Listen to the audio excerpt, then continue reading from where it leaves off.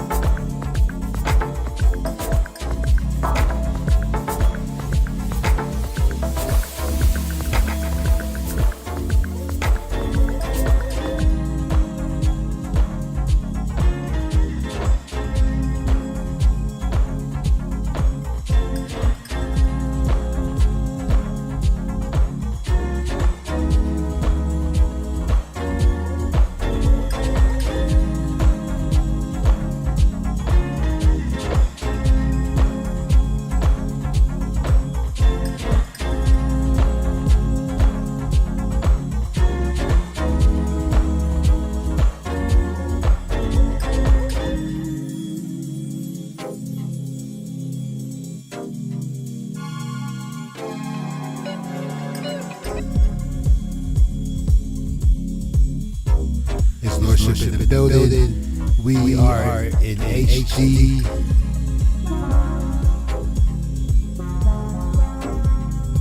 Surround sound.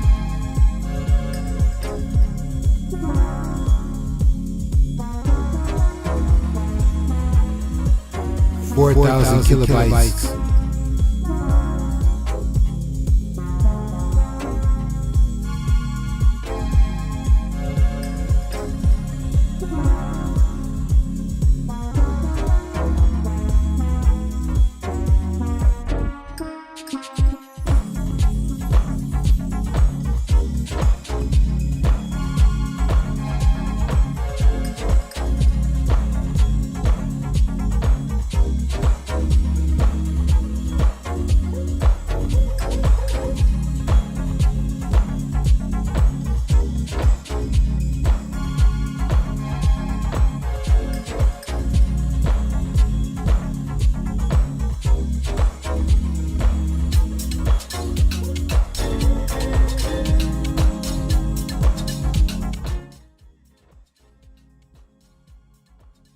Well, I have no patience. So let me just... I haven't even previewed that mix. That was an old mix, and I didn't have headphones and stuff. And I was like, I don't know, I might get a few embarrassing moments in that mix. I'm going to have to put that on pause. You know, I was listening to somebody on, I don't even know what it's called, Pandora, Spotify, somebody's weak ass podcast, and they just be saying the same old shit over and over and over, and slick dissing and slick talking without saying people names, and they think nobody know who they talking about, you know, and somebody done closed all their channels and stuff. I guess their feelings are hurt. But let's get into this Carbonation Movie Film Festival. And what's cool is I don't know what's cool. It just sounded cool to say that. But you're gonna see the good, the bad, and the ugly this time around. I don't know if you caught the last couple of days ago. I did a Carbonation Movie Film Festival. So this is part 2. And before we go into that, let me rock my intro.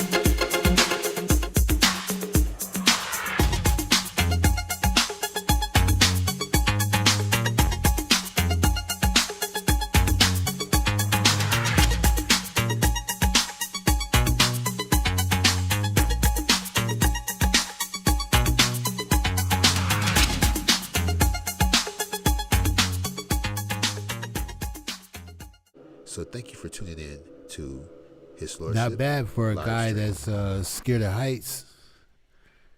Not bad for a guy that's scared of heights. My wife, she's scared of heights too, because she was carrying some of my film equipment, and after she got just barely, I'd probably say 20 or 30 feet on the incline, she turned around and went back, and I had to ride all the way back down to switch cameras with her. And so the trip started out uphill, so when I had to come down and go all the way back up, it ran my battery down, and so I didn't even make it all the way to the island. But it was cool nevertheless. You know what I'm saying? I had fun shooting that. But I just got a Canon EOS M50, and I can't wait to do a lot of stuff with that. And I got a gimbal to use with that. That's called a Zoom Crane M2. Yes, a Zoom Crane M2. I gotta learn how to use that because it works with your phone, it works with your camera, and it works with your GoPro. But also you can use your phone to remote control the gimbal and the camera, and you don't have to touch it. So you can just sit it down and aim it anywhere you want. Also, you could be rolling with it, and you can make it vortex. You can make it turn in a circle. It's pretty interesting. I'm really obsessed with this stuff. But now that I got the Canon M50, I just need to buy one more lens, and I need to buy a high density filter. I only have a polarized filter on the stock lens, but I like the stock lens. So I'm an amateur, but all I could do is look back on the days of Matty Rich, who made Straight Outta Crooklyn and Inkwell and all that stuff, and look at the days of Robert Townsend. Robert Townsend, of course, came before Matty Rich, but these are guys who just used a home video camera to shoot their first movie. And Robert Townsend, unlike Tyler Perry, even though Tyler Perry is very successful, Robert Townsend's studio was in Hollywood, where the rent is very high, the lease is very high. So Robert Townsend had a studio. He might have had somebody's famous old studio in Hollywood to do the Robert Townsend show. And it's undebatable that Robert Townsend made one of the greatest black films ever made. So he went from shooting his first movie, probably Hollywood Shuffle, with a credit card and a home video camera, to making movies like the Five Heartbeats. You see what I'm saying? Matty Rich, all he had was a home video camera, probably a homie that was in the game with a Jaguar and a tripod, and he shot Straight Outta Crooklyn, and it was all uphill from there. You see, I mean, Matty Rich had I can't think of the guy, but he did the soundtrack for Mo Better Blues. He did the chat room, because I think I'm mixing something.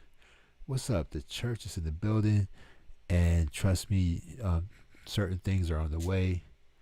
Certain things are in production. I'm just going to say that. And you're right on time for the film festival. I ain't going to talk your ears to the floor. I think we got to keep it hype and keep it going. You see what I'm saying? So we're going to start out with the first film of the Carbonation Film Festival. I ain't going to keep you long. I think it's only about 5 flicks, just like last time. So let's rock it with the first one. And here we go.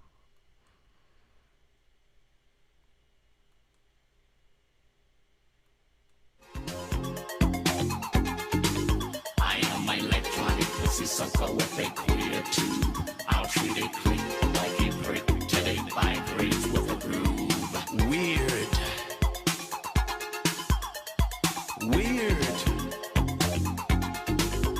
I'm a computerized fucker with a queer wire.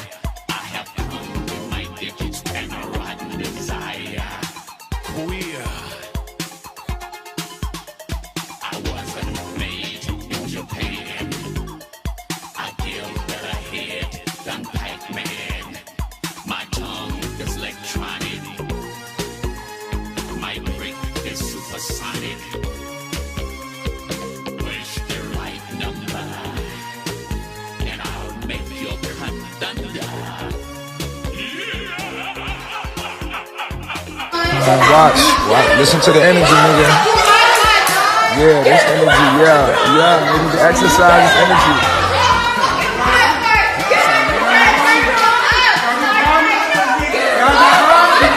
Gotta get this energy out, bro. This shit is in them. No brick can dethrone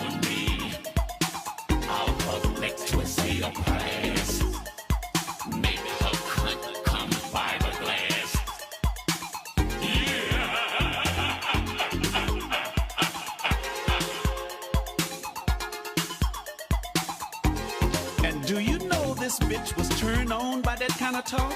A fucking cussing computer. I'm much more than a robot.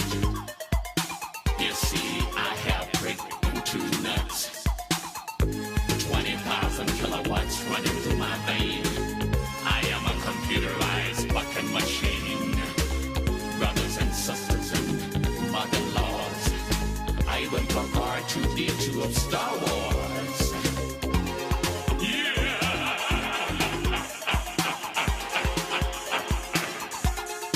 You know, this bitch wanted to buy that fucking computer. But I told her, I said, "Ho, don't you know you can't buy that shit with food stamps?"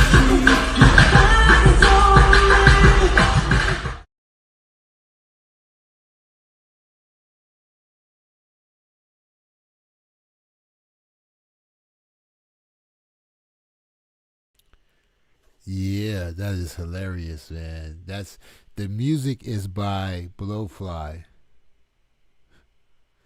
Yeah, Raw should be doing a lot better now that she's. It was it was divine intervention that she couldn't get a visa or something to come into America, and she had to go back. So God bless Raw. I hope she getting it together. She could have a much better time as a professional sex worker in Amsterdam or Berlin. There's no reason to be running around with that coat. She can have benefits as a sex worker in Holland. She can file her taxes. She can get unemployment and health care. There's no reason to be messing around in Puerto Rico or South America. Yeah, and she is. She's I've seen her dressed up and stuff when she first was looking healthy, and she is a beautiful person inside and out. So God bless Raw for getting out. Whether she wanted to get out or not, but yeah, she can do something with herself. She's bilingual. She could get a job working for the UN, making $70,000 a year, if she wanted to. Let's go on to the next one. They said it was all about knowledge. And now I feel like I got most of it all.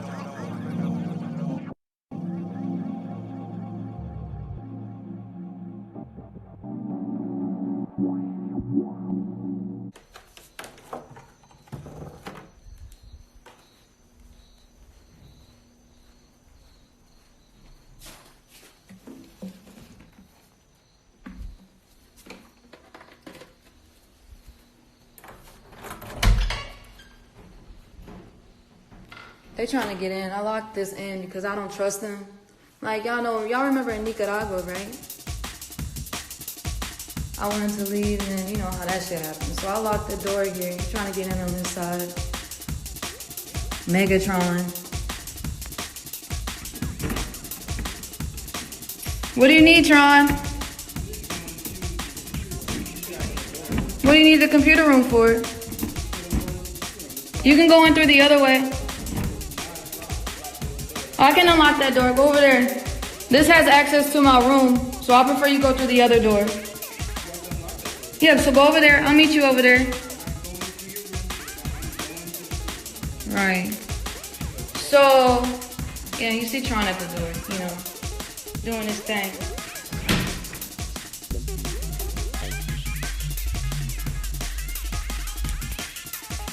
They like to send Tron because he's the biggest one. Nubian hit my phone chip. Master True and Mama Sheba pretending, per usual. Over there pretending, per usual. There they go. Yeah. Now we about to talk. I'm about to close this door. Yeah, I'm locking this door. We about to talk, y'all. Hold up.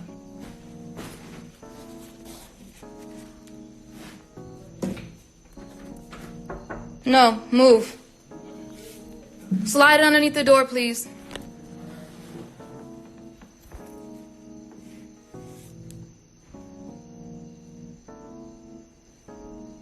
No, this is dead serious. This ain't a fucking script. Sheba is low-key evil. We already knew that. Come on. Where's the chip? And then I'll slide it underneath the door. I'm not opening the door for you. Where's the chip? How you gonna play it? How you gonna play it? How you gonna play it? It's not there. I just checked. So I'm not giving that to you until I have my stuff. I need my money. I need my phone chip. No, definitely not. Because the last time I opened the door for you, you refused to leave. I'm not doing that. So New's at the door trying to get his passport, but he has my phone chip. He has my phone chip and my money. So so we're gonna talk about a couple things. How you gonna play it? How you gonna play it? Y'all remember? Yo, How you gonna play it? this shit is crazy. How you gonna play it? This shit is freaking crazy. How you gonna play it? How you gonna play it? How you gonna play it? How you gonna play it? How you gonna play it? How you gonna play it? So, How you gonna play it? How you gonna play it? like I said, New has my phone chip. They have my money. They won't release my money. I asked Chief, so I asked Chief if he would release the money, because they all listen to him. He's like, oh, I can read it. I'll put up the screenshots. I'll screenshot it and put it up so y'all can read it. Do not come in this room.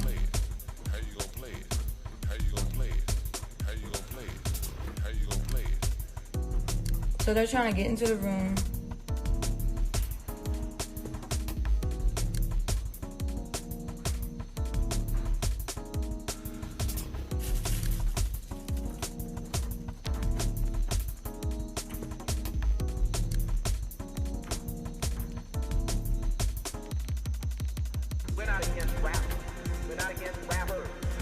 This shit is crazy.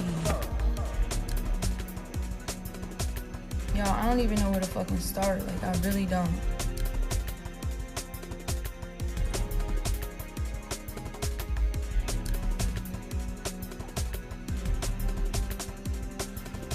We're not against rap.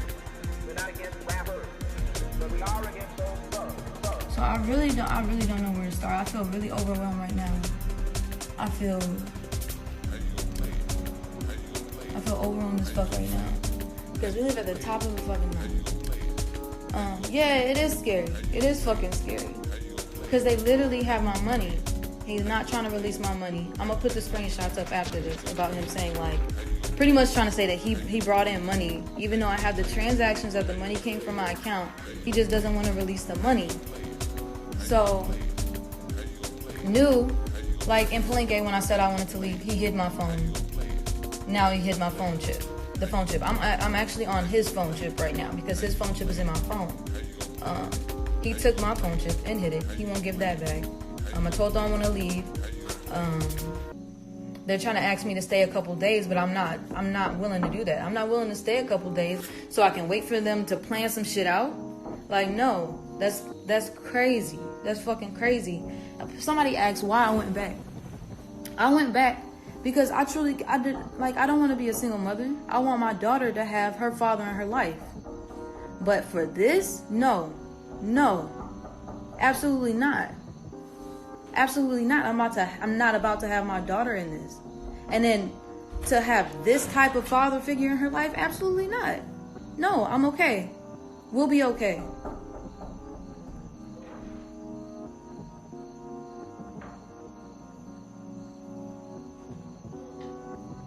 This is like...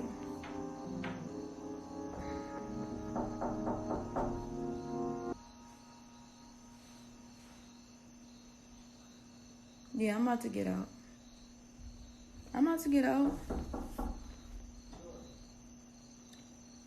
Can you take me to the bottom of the hill? I'll slide the keys under the door so you can start the spaceship.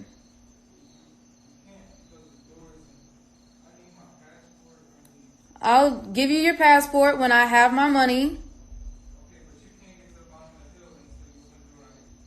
All right, I'm going to give you that. So I need my money. I need my phone chip.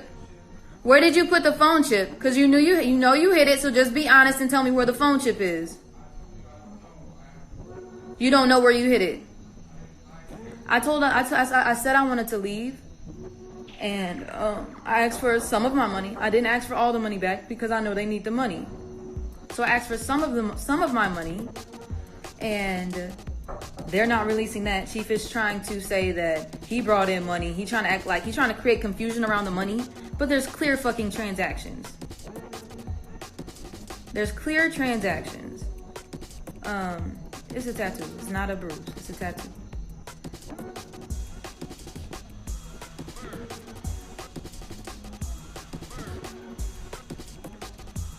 They're outside the door plotting, per usual.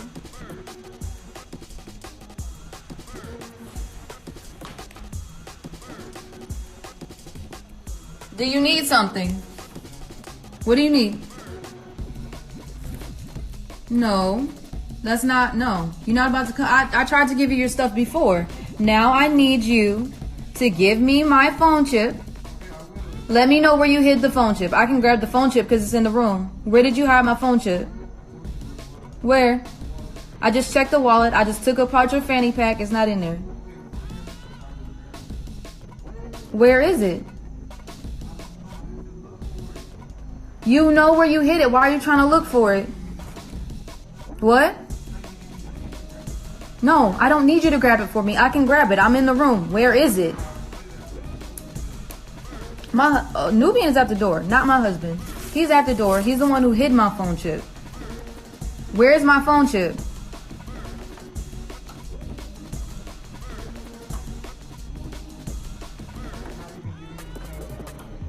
No, I don't need you to show me. Where is it? I'm not going to play that game with you. I did that before. I learned my lesson on that.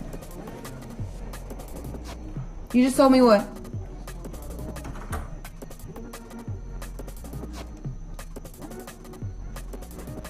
No, Nu did nothing. And that's the problem.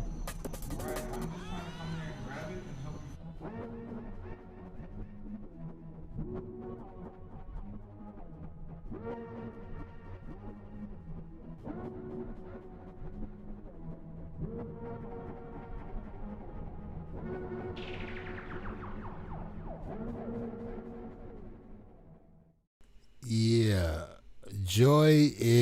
Tori is a savage. You know, I think she has, correct me if I'm wrong, but I think she has a military background or something like that. And what she did is she took the keys, she took different things, she took keys to the truck and different things and locked herself in a room so she could have some negotiation power.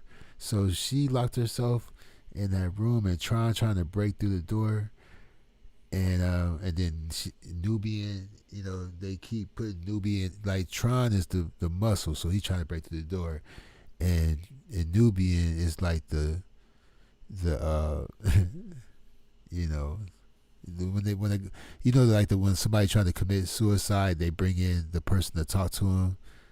Oh, Nubian is the negotiator, and they tag teaming her, but she ain't going for it. She's actually calling the shots. She is calling the shots.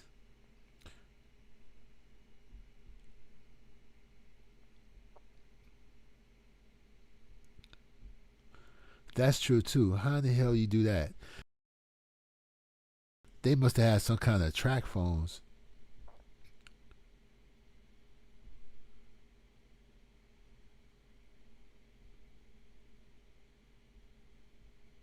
The technology. You see these phones on the screen. That first phone was the shit. That Motorola that you had to turn sideways to put in your back pocket. And then on the streets, back then you could give somebody $1,500 and your phone was supposed to work for life. Now here we are 30 years later. Do anybody still got that phone? Is it still working? Because it was $1,500 for life, a chip phone with no phone bill. And did any of those dudes get cancer from having that phone in their back pocket all the time when they was hustling? In the, testicular cancer or whatever, you know what I'm saying? But I remember the big ass Motorola phone, and there was people that was working for the company that give you a chip in the service, man. If you give them one lump sum, 1,500, it's supposed to work for several years. But you know what? Half the dudes that had that phone, they never got to find out how long the phone was gonna last because they either got shot or went to jail or something anyway, or got robbed or something. You know what I'm saying? So let me see. I think we saw 1, 2. Now the first film I showed, the music was by one of the first rappers. Now I know a lot of people think, I don't know what anybody think because I don't want to sound like Uncle Fester, because Uncle Fester always assuming what people think. But there's a general understanding that the Last Poets or Sammy Davis Jr. or Sugar Hill Gang or whatever was the kind of like the first commercial rappers or whatever. All right, this bear with me for the sake of argument. I could be wrong, but that's, when it comes to hip hop, it's so debatable. But I know for damn sure that Blowfly is one of the oldest rappers, and if he's still alive, he's the oldest living rapper. Now, he did a documentary not too long ago, and he was in his late 80s then. But if you want to see an interesting character, look up Blowfly. And for the first film I showed with the Carbonation Girls twerking, Blowfly music was in the background, and the name of that song was called The Electric Pussy Sucker. Now let me tell you something about Blowfly.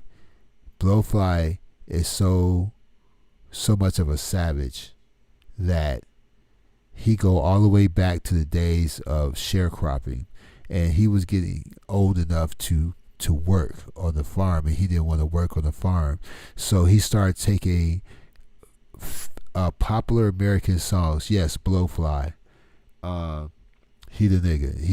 He do pornographic songs, and his album covers are pornographic. And guess what? On YouTube, they show his album covers. All right, and then the last album he did, he worked with electronic artists from overseas, from London, just like Gil Scott-Heron. The last album he did, he worked with electronic artists from overseas too. So, but Blowfly was in the NBA. Okay, he was an NBA basketball player before. Blowfly was an R&B singer signed to a major label doing regular music at one time also.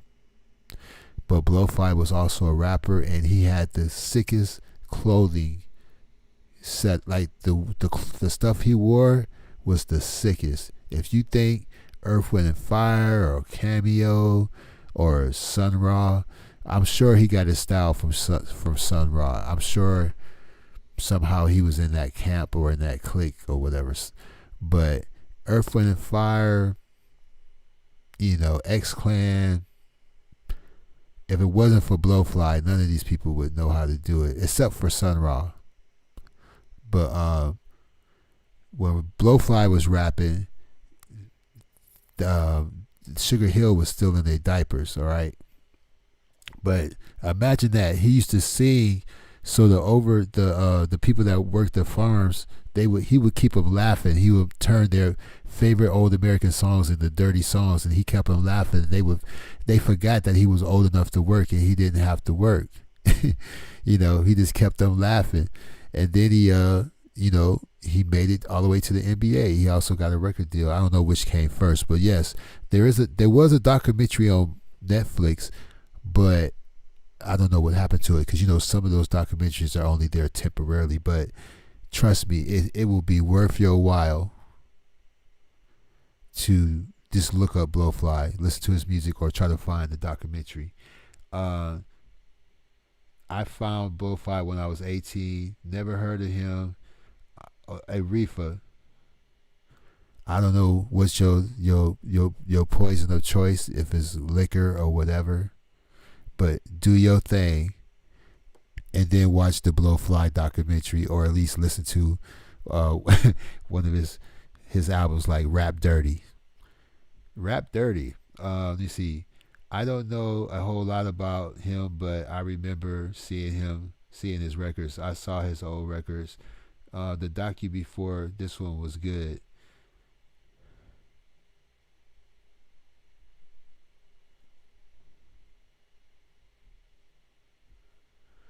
Yeah, he you know, I think he had an issue with his own people too. But I think that came later on in his late years. He just became more and more eccentric over the time. He just became more and more eccentric. But I don't think he was as bad as Jimmy Walker. The docu before this one was good. I think it's on. It was about the last. He did work with this electronic artist, and he went overseas to do his shows. And same thing with Gil Scott-Heron. Gil Scott was just in New York smoking his crack and shit, and he went to jail. And then a electronic artist from London came to start visiting him in jail, and they worked on the album. And then he got special permission because he couldn't get a passport. He got special permission to go on tour in Europe, and then he violated his parole and went right back to jail. But that's a whole nother story. Let's go on to the next thing.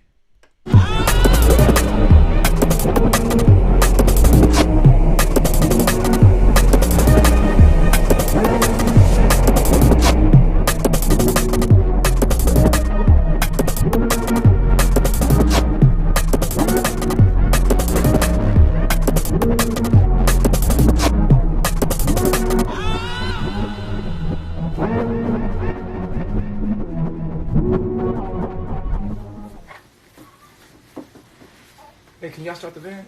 Yep. Are we gonna do it? They got the grocery list? Yes, we do. All right. All right. Excuse me.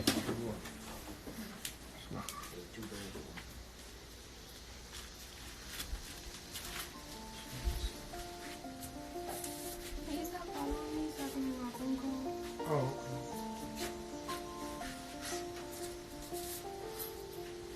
Hey, who's all going? Master Moving, Master Solar, Yeah. anybody else want to go? Yeah, that's it.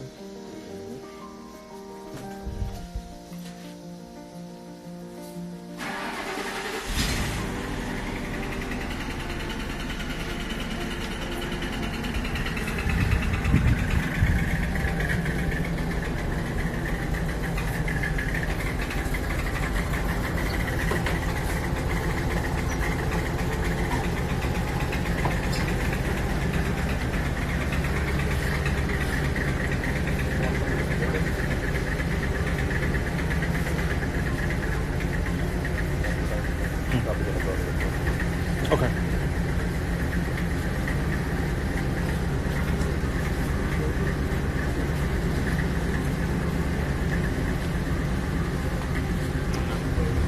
I'm not anywhere. No.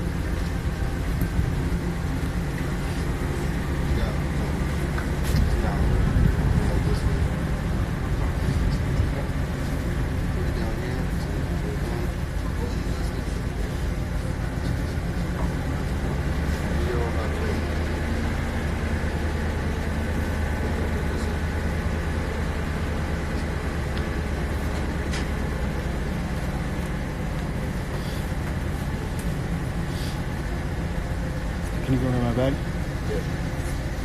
Well, make sure my laptop's in there. Oh, never mind. You're gonna need the laptop. I'm gonna upload. Yeah. Keep the laptop.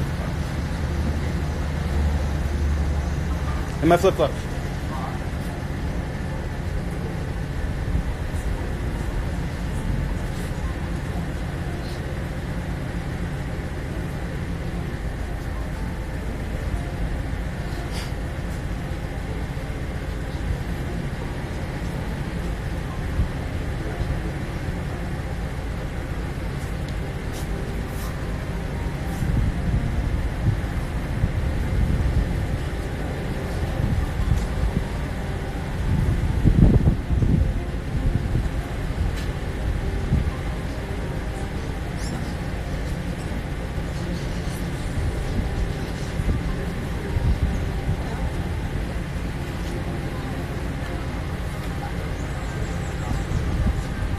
pass this off to you in a second. I'll hold it. I'll check it out. No, you gotta do some stuff. I'm waiting for my stuff.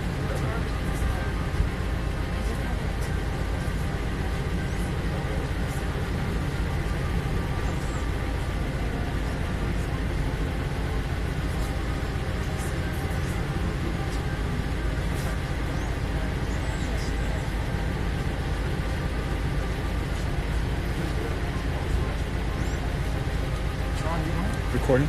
Someone said you wanted me to record like the same thing we did last time. Okay. Thanks. Okay.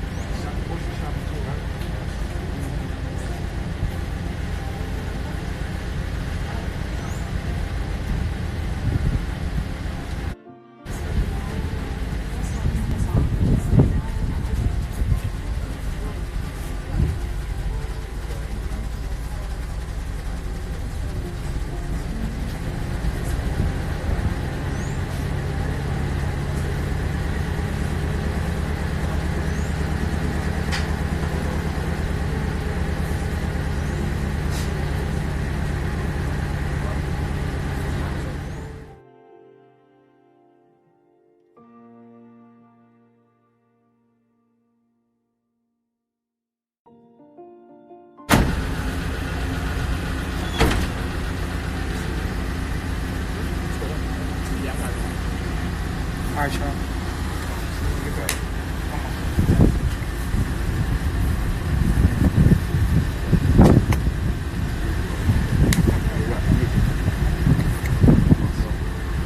Myself.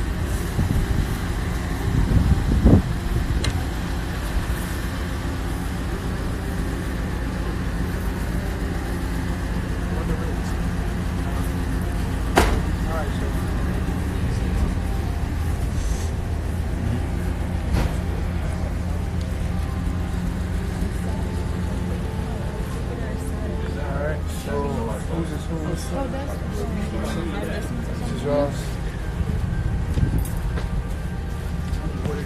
So yeah, man.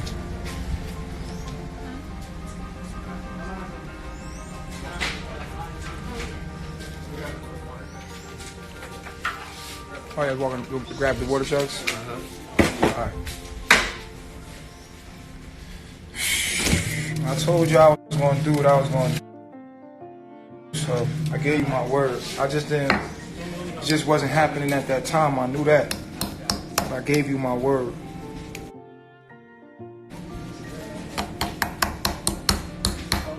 I knew what was about to happen anyway. Damn it! The fucking water froze too much.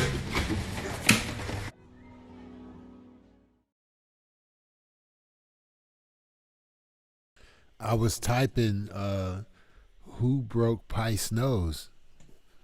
Was it somebody at the club, or you know what I'm saying? Did Nature Boy break Pice's nose? Who broke Pice's nose? He needs surgery. He needs plastic surgery. You know how much that's going to cost? He can't afford no plastic surgery. His nose is crooked. And the same way with Malia's bite, that broken nose can, when it heals, it's not going to heal right. It's going to have to be broken again. And there's a chance of an infection or something. And your nose, just like your teeth and stuff, is too close to your brain. You do not want any kind of infection in your head. You know what I'm saying?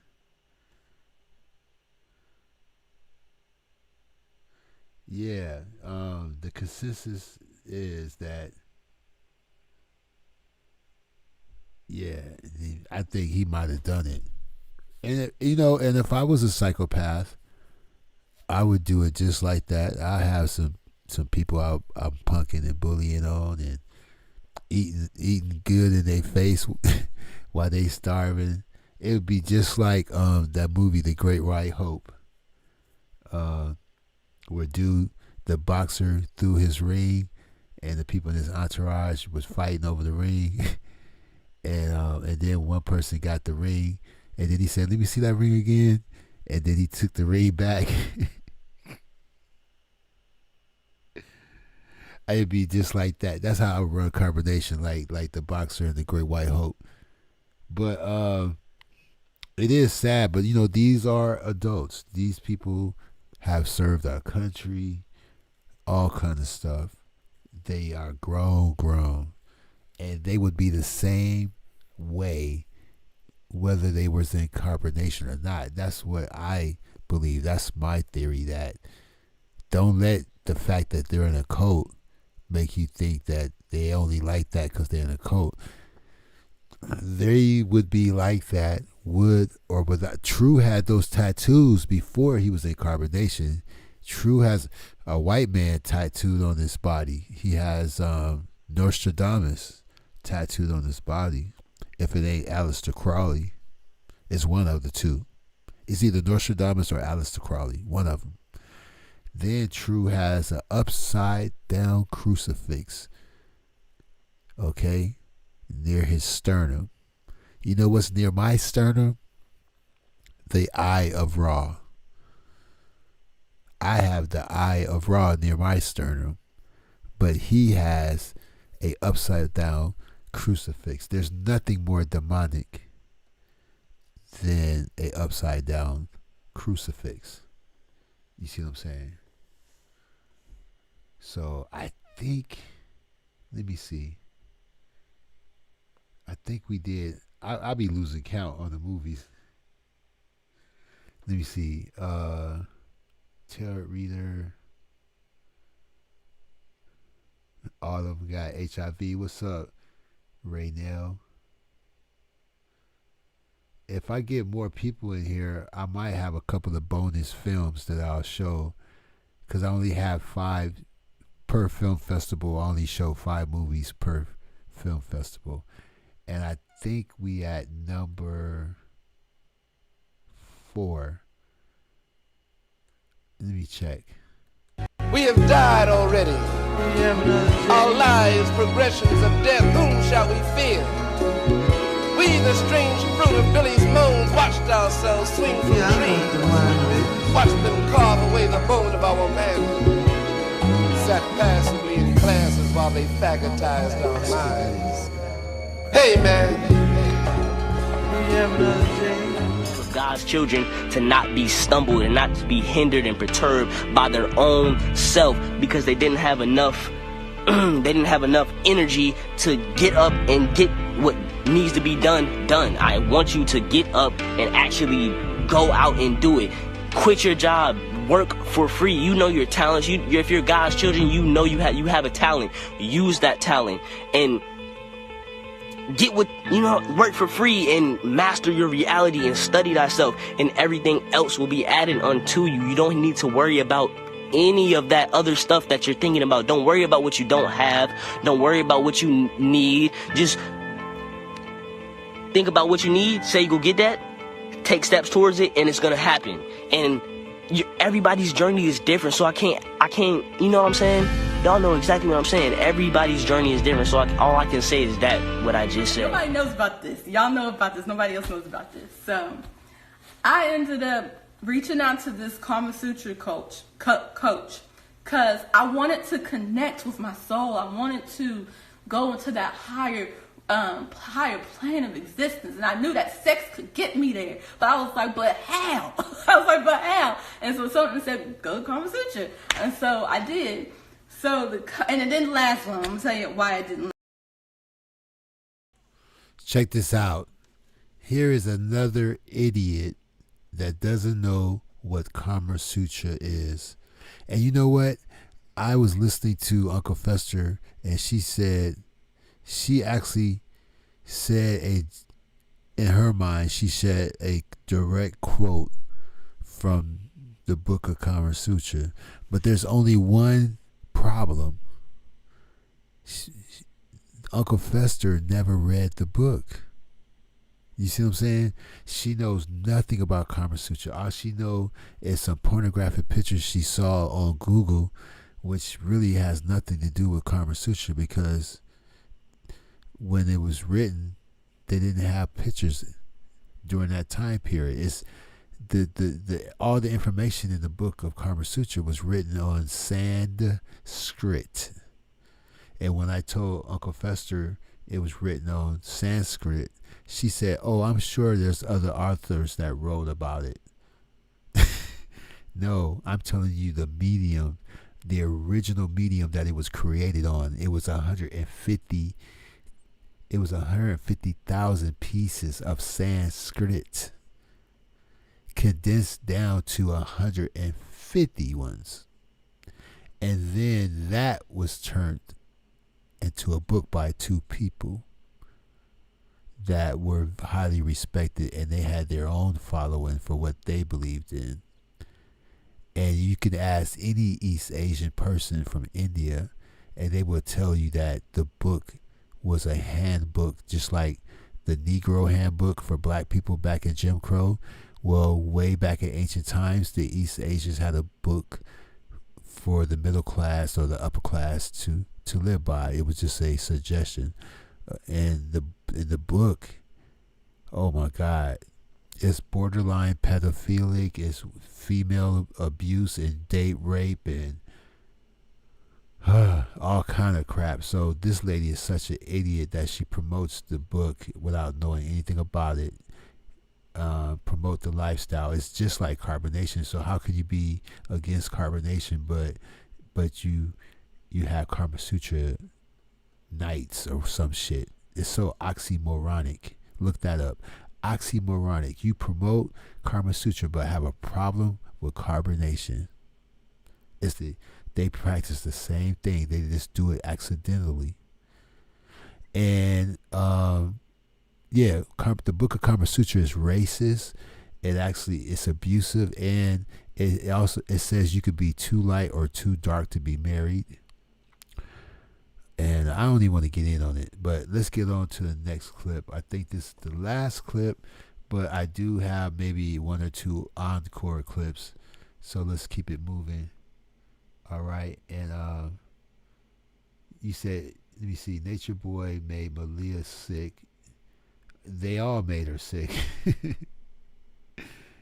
Look, it's no telling what goes on when the camera cuts off, man.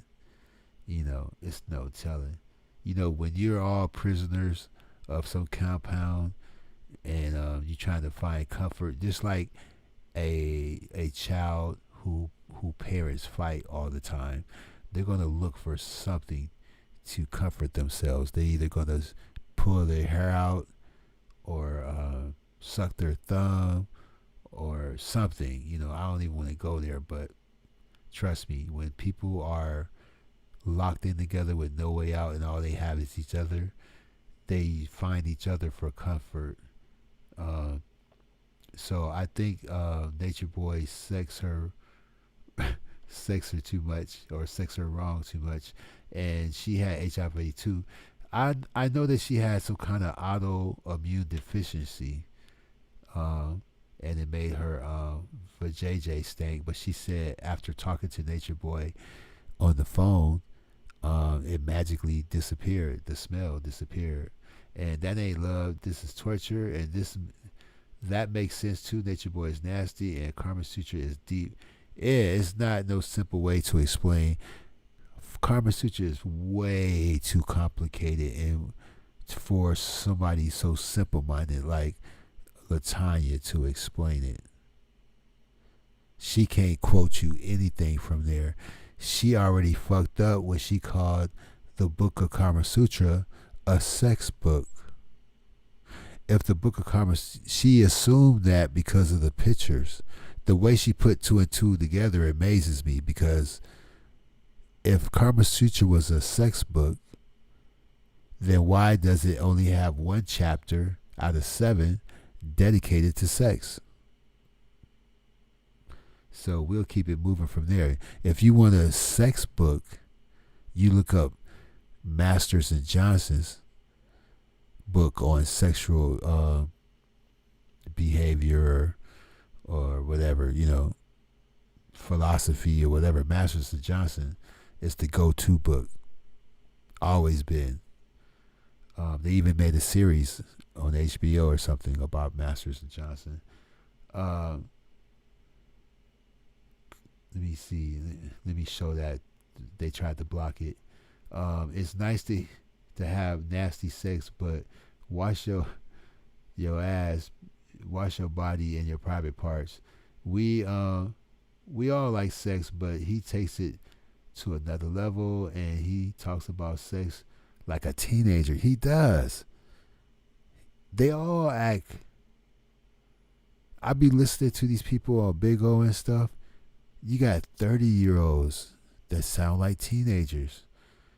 Nature Boy got to be 41. Sound like a teenager. And Kama Sutra has words that you can't even pronounce. Some of the words cannot be translated to English, but they did the best they can. And it has a long list of what is suitable for a wife and what is suitable for a husband, and how to take advantage of lonely women. And the last chapter is about giving your girl a roofie. Basically, I mean, these are ancient times, so they didn't have the pills like Bill Cosby had. They didn't have Mickeys and what you call those barbiturates and stuff. They had to make their drugs organically. So the last chapter of Kama Sutra tells you what plants to use and to mix together to form a concoction to get what you want from a girl. So one of the concoctions is how to make a girl love you forever. So you take this plant with that plant and this plant, and then you mix it with monkey shit. Stir it all up and mix it with monkey shit. Then you throw it on a lady, and you throw it on her. You hit her with it. And Kama Sutra says she will love you forever. Of course she'll love you forever, because everybody knew you threw monkey shit on her. Ain't nobody gonna want to touch her but you, because you the one that did it. And you all she got now, because she's gonna be shunned and ashamed of her friends and neighbors and everybody that found out she got hit with monkey shit. So I guess that concoction would work. So Generation X in the building. Well, good to see you. Yeah, they acted hella young.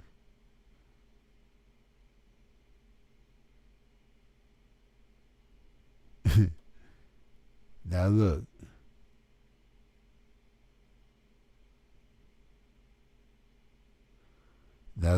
Kama Sutra tells you, Kama Sutra is pro polygamy.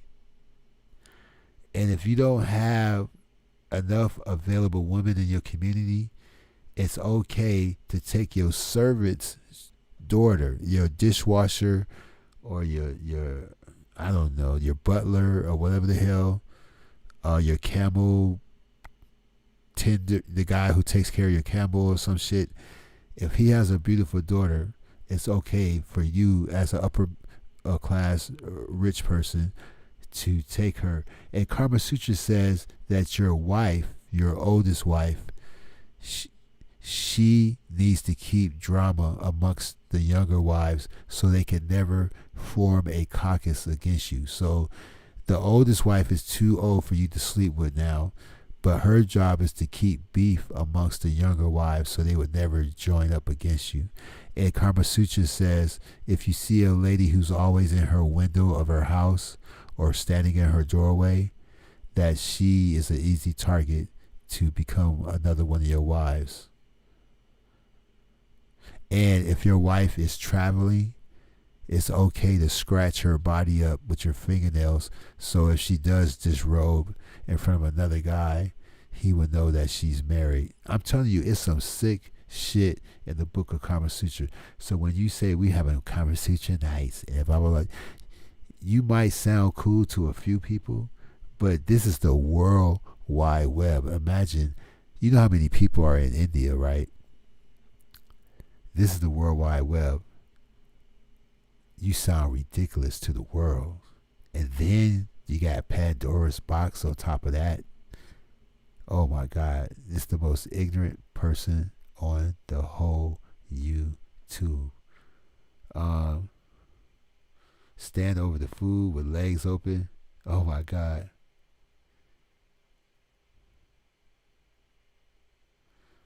Let's go with this last clip. And maybe we have a couple of bonus clips now that we got a couple of more people in the room. All right, here we go. Oh, let's finish this clip. Serena is going. What's her name? Serenity is going to tell you a crazy ass story, and it involves a Kama Sutra expert. Now remember, I told you this. If you have an iPhone or whatever, the book of Kama Sutra is in public domain. If you have iBooks on your phone, you can download the book for free. It's only 7 chapters. So I don't know why people put a focus on sex when there's only 1 chapter. They only talk about maybe 29 or more positions. But the bonnet Uncle Fester says is 1,800 or whatever. The bonnet Uncle Fester says there's 50 million vaginas and penises. Well, the book of Kama Sutra says there's only 3 types of vaginas and 3 types of penises. And they describe one vagina as a elephant-sized vagina. And if you are not of size, you may not be able to please her. So the book of Kama Sutra says that you could use a rhinoceros horn as an attachment or something like that. I forgot the proper word, but the book of Kama Sutra recommends using a rhino horn or some other type of natural thing made out of wood or something, and you could put bracelets on it to add more stimulation. I'm telling you, it's crazy times with that book because it was written in ancient times. There's really nothing in that book that you can use to apply to today's modern man who live in metropolitan cities. You know what I'm saying? Yeah, she don't know shit, man. But listen to this crazy ass story by Serenity. Some of you may remember this. Last one. So I get this coach, right, and we're going through the internet. And I only had one session with this man, and it was a white man, and he was like in the Netherlands or somewhere. He had an accent, and so he asked me all these questions, and he was like, "Yeah," and I think he even said that my sacral chakra was blocked. That he was like, "Yeah," and he was like, "It started when you was a child," and I was like, "Yeah," and he was like, "Well, we're going to open you up," and I was like, "Okay." And so he was like, and he asked me how I felt about my body, and I was obviously ashamed of it. And he was like, "Well, he said you're gonna have to let go of that shame," and he said, "I'm gonna give you some exercises." So he was like, first, when you think of sex, don't just think of your genitals. He was like, it's the touch, it's the connection. And he said, so I want you to get something that's non-sexual, and I want you to hold it. I want you to hold it, and I'm laughing at Chief. I want you to hold that object, and he said, I want you to be with it and touch it. And so I got a remote controller, and so he was like, be with this remote controller and just touch it. And I'm sitting there, and he was like, and as you're touching the remote controller, start touching yourself. And I was like, I'm not doing that. And I was like, no, absolutely not. I said, this session is over with. And so after that, I did not have the session with him. And I don't know if maybe I wasn't mature enough to handle, or I was smart enough to know. I don't know if this is right, but I'm not going to do this anymore. So that was my one little thing with the Kama Sutra thing. But what I realized, because I'm not embarrassed of what happened. Like every little decision that I made back when I was in Babylon, I'm not ashamed. But when I was in Babylon, I did worry a lot. Like my sun, my Mercury, and my Jupiter in the 9th house, right? So after every situation where I feel like I could have done better, I'm always taking it and magnifying it and seeing like what I could have done better. And so since I'm so optimistic as well, no matter even what that person did, if they reacted negatively, I still switch it around and I make it positive. That's how my mind takes the information, and that's how it perceives it. Come from as a preacher's daughter. Yes, my grandfather, because my grandparents, they had adopted me, and my grandfather was a minister of a denomination. Okay, so everything that Chief said about the preacher's daughter was true.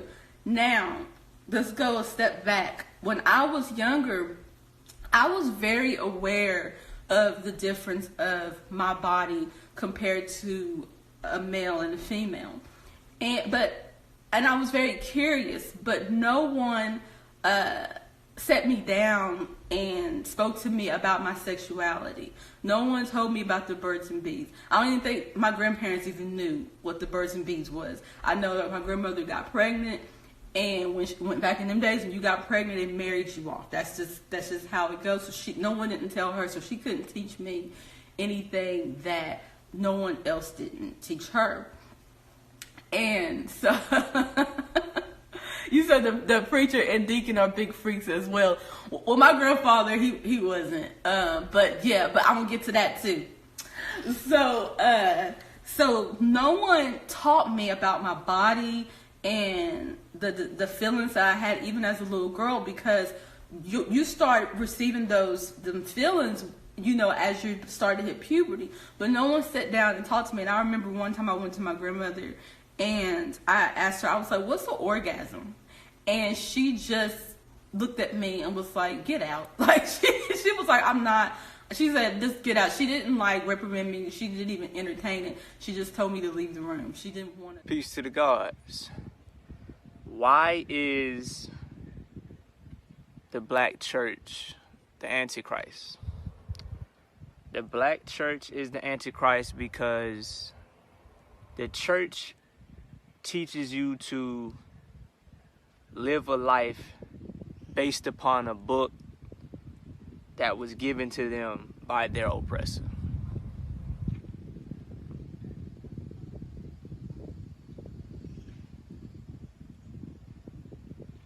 The Bible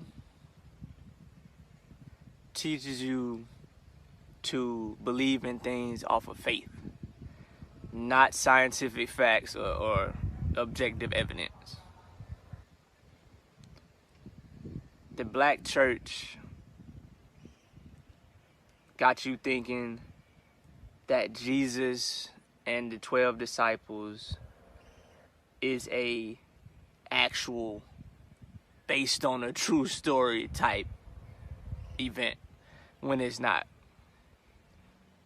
Jesus, the Bible, the whole concept is the same as the Three Little Pigs, Humpty Dumpty, any other folklore, fable, hearsay, or story that you can think of that's used and meant as a way to teach a lesson. Jesus is not a real person. He's not a real person. He's just a character in the story. It's like 50 years from now, you have niggas worshiping Harry Potter.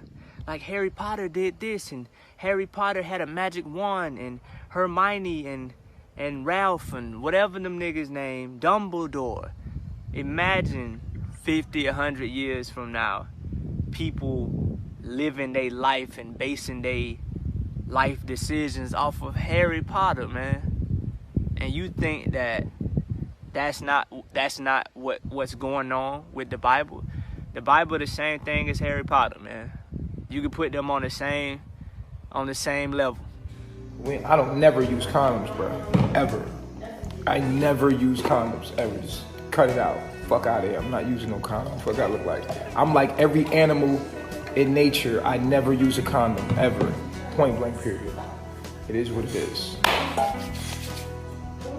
So, straight up, I just don't. Like, just like everything in nature. Put a condom on a dog, a bear, a lion, a tiger. No, you don't put, they don't wear condoms. You know, fuck, I'm gonna wear a condom for. Even when I was in Babylon, like way back in the day, like I was like putting a condom on, I used to just put it on the tip of my head. That was it. And then go real deep, and then the shit will come off. Keep going. I don't use condoms. I can't. No. So for her to just say we use protection, it was like, could you imagine me putting a condom on? Like, where? What? Bitch, we do a contraband check. If you come in here with a condom, no, give me a wine cup glass. If you come in here with a condom, we throwing them condoms away. If you come in here with medicine, condom, anything like that, we throwing that shit away. Unless it's like you got some kind of condition or something like with your heart or something like. Fall by the wayside, heat exhausted, but I'm no coward. I'm solar powered. As long as I know that you'll be there with me, face to face when I break the tape, or the kiss when we cross the finish line.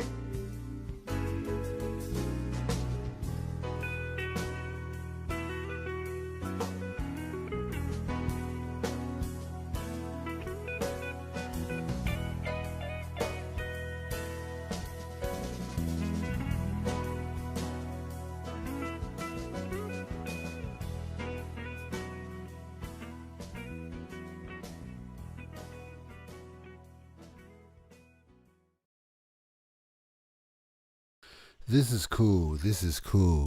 Today is the first show that I'm not using Wi-Fi to do the show. I'm actually hardwired into the internet system using an Ethernet cable. Unfortunately, I didn't buy a long enough cable. I think I bought a 6-foot cable, and I need a 25-foot cable, and so I had to put my computer on top of my mixing board, which means I don't use the mixing board anyway, but it's plugged in, it works, and it's actually just for decorations, but it's still there when I want that warm analog sound. And plus, sometimes I make music on phones and tablets, and I can sync it with the computer through I think it's called Ableton Links or something. So you can link multiple mobile devices with Ableton Live, and I can run all the audio through the mixing board into the audio interface. But I know that sounds German. But I'm just saying that today is the first show I'm using the Ethernet cable, and I'm using over 4,000 kilobytes per second. So the show is running really smooth. It should never buffer or anything like that. And I'm really liking the visuals and the audio.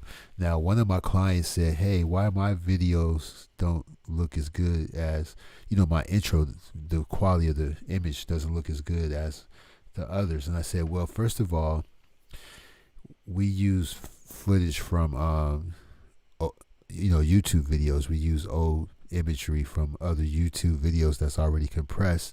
Also, you're using StreamYard, and StreamYard doesn't allow you to have the same quality as OBS Studio or Streamlab, and you have to compress the video. But now StreamYard allows you to have multiple videos set up, and you can load a video straight from your computer.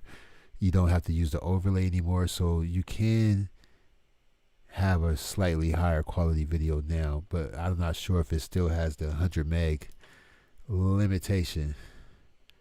But yeah, I hear what you say, Generation X. I like listening to Dr. Yosef Ben Yakiman, and I've seen him discuss that subject. He's been to the tomb where the original story came from. So I have the Egyptian Bible in my possession, but I also have King James. Also, I have I like to have a variety of stuff. So I do have Meter Netter, and for the lack of knowing the correct pronunciation, do you know, black folks, Hotep and black identity extremists will pronounce something wrong for years, like 30 years, 40 years. They would pronounce, when it comes to black terms and stuff like that, you have to understand, you cannot use your English pronunciations to pronounce something from Egypt. You can't even use it to pronounce something from France. So how in the hell are you gonna use it to pronounce something from Egypt? And we like to call the unk, and you just gotta hold your unk and hold it tight and walk with your unk, and they don't even know how ridiculous they sound. But it's understandable because we don't get educated on black things, and that's why I recommend having a library. Nature Boy showed his first book on camera today, and I have so many books, I'm never going to read them in my lifetime, and I don't even know how many books I got. But the most important books, I know that they're in my library, and we ordered extra ISIS papers by accident, so I will be giving that away soon, a free copy of the ISIS papers, but you're going to have a P.O. box for me to send it to you. I do not want anybody's home address. So in the future, you'll have the opportunity to not win, but receive. I only have one copy, so I'm going to have to make choose who gets it. But anyway, that's a whole nother story. But yeah, Christianity, there was people here before the story of Jesus. Christians didn't even exist until 3,000 years after Jesus died. So, but Dr. Ben came up with a lot of extraordinary information that a lot of us still believe today. But I believe that story is significant, but there's just a story behind that story, and they took the best parts from those stories to create this new story. But we don't want to get into no big religious debate. They all need to be tested. Did you hear that? See, I'm glad we watched this today, because I'm not just playing this stuff just to be playing it. I don't want to use the C word, because they use that improperly. But I'm going to say this again, and I've said it before, and I hope 50 years from now, people will remember that Lordship said that you do not pronounce the Egyptian Ankh. You don't pronounce it as Ankh. You pronounce it as Ing, I-N-G. You pronounce the Egyptian Ankh as Ing. And my reference to that information is Anthony Browder. Now look, did I do a Google search? Am I trying to show you Google to prove my point? What does it look like, me as a black man, going to the white man to prove to you that I'm telling the truth about what I think I know? You see what I'm saying?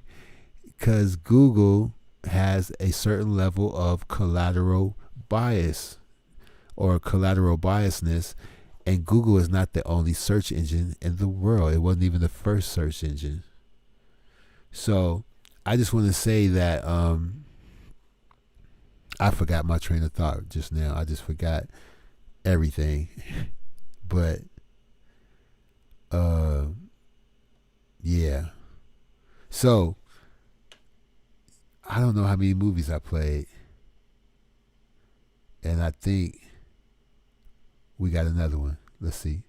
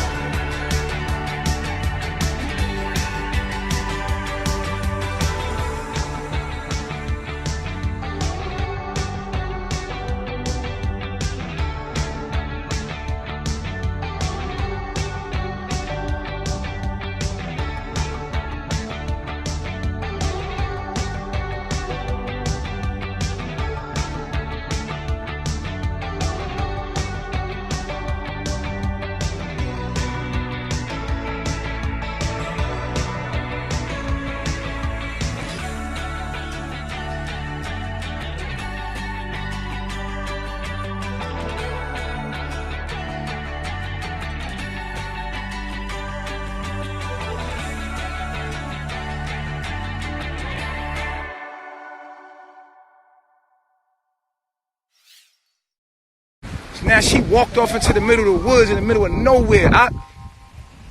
We like 2.5 hours from the city. Yeah. And she just walks off in the middle of these woods right here. It's a straight path right here that walks off into the middle of the jungle. We don't know who the fuck out here that'll take her and rape her with the baby and nothing. She get an attitude and she just walked the fuck off in the middle of nowhere, yo. With my baby. You feel what I'm saying? Like, this what the shit I'm talking about.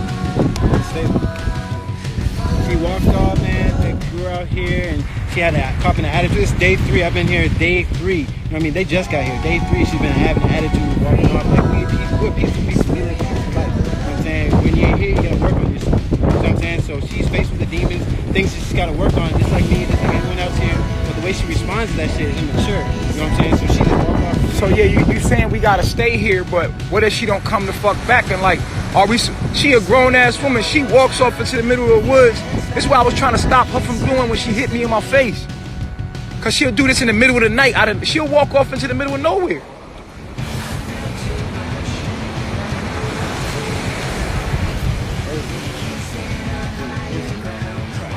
Shit crazy, my nigga. Like, this ain't even... We having a great day. Out of nowhere, like, we was smiling, having fun, and then out of nowhere, boom, just flipped and just... We eating food at the beach, everybody having a good time, and out of nowhere, music playing, next thing you know, she's just leaving. She's getting up, leaving, talking like she want to fight people. It's like, the energy was crazy, and it's out of nowhere. I don't know. She knows what to do. That's the crazy part. She knows what to do. This shit is more than annoying, my nigga. This shit is crazy because we literally are in the middle of nowhere. Like, we at a private beach. We don't even know where we at, nigga. Like, and it's like she just walks the fuck off down the... Man, she just walks off and like, we gotta stay here. We don't know what's going on with her. Like, this is what I was trying to stop her from doing when we was at the other spot and I like, get the baby. Cause when you do shit like that, you put the baby at danger because you don't have no phone. You ain't got shit. But you going in the woods like on some survivor shit. Does she even got any shoes on her feet? She ain't got no shoes. She ain't got no underwear on. Just a wrap with a baby. That's it.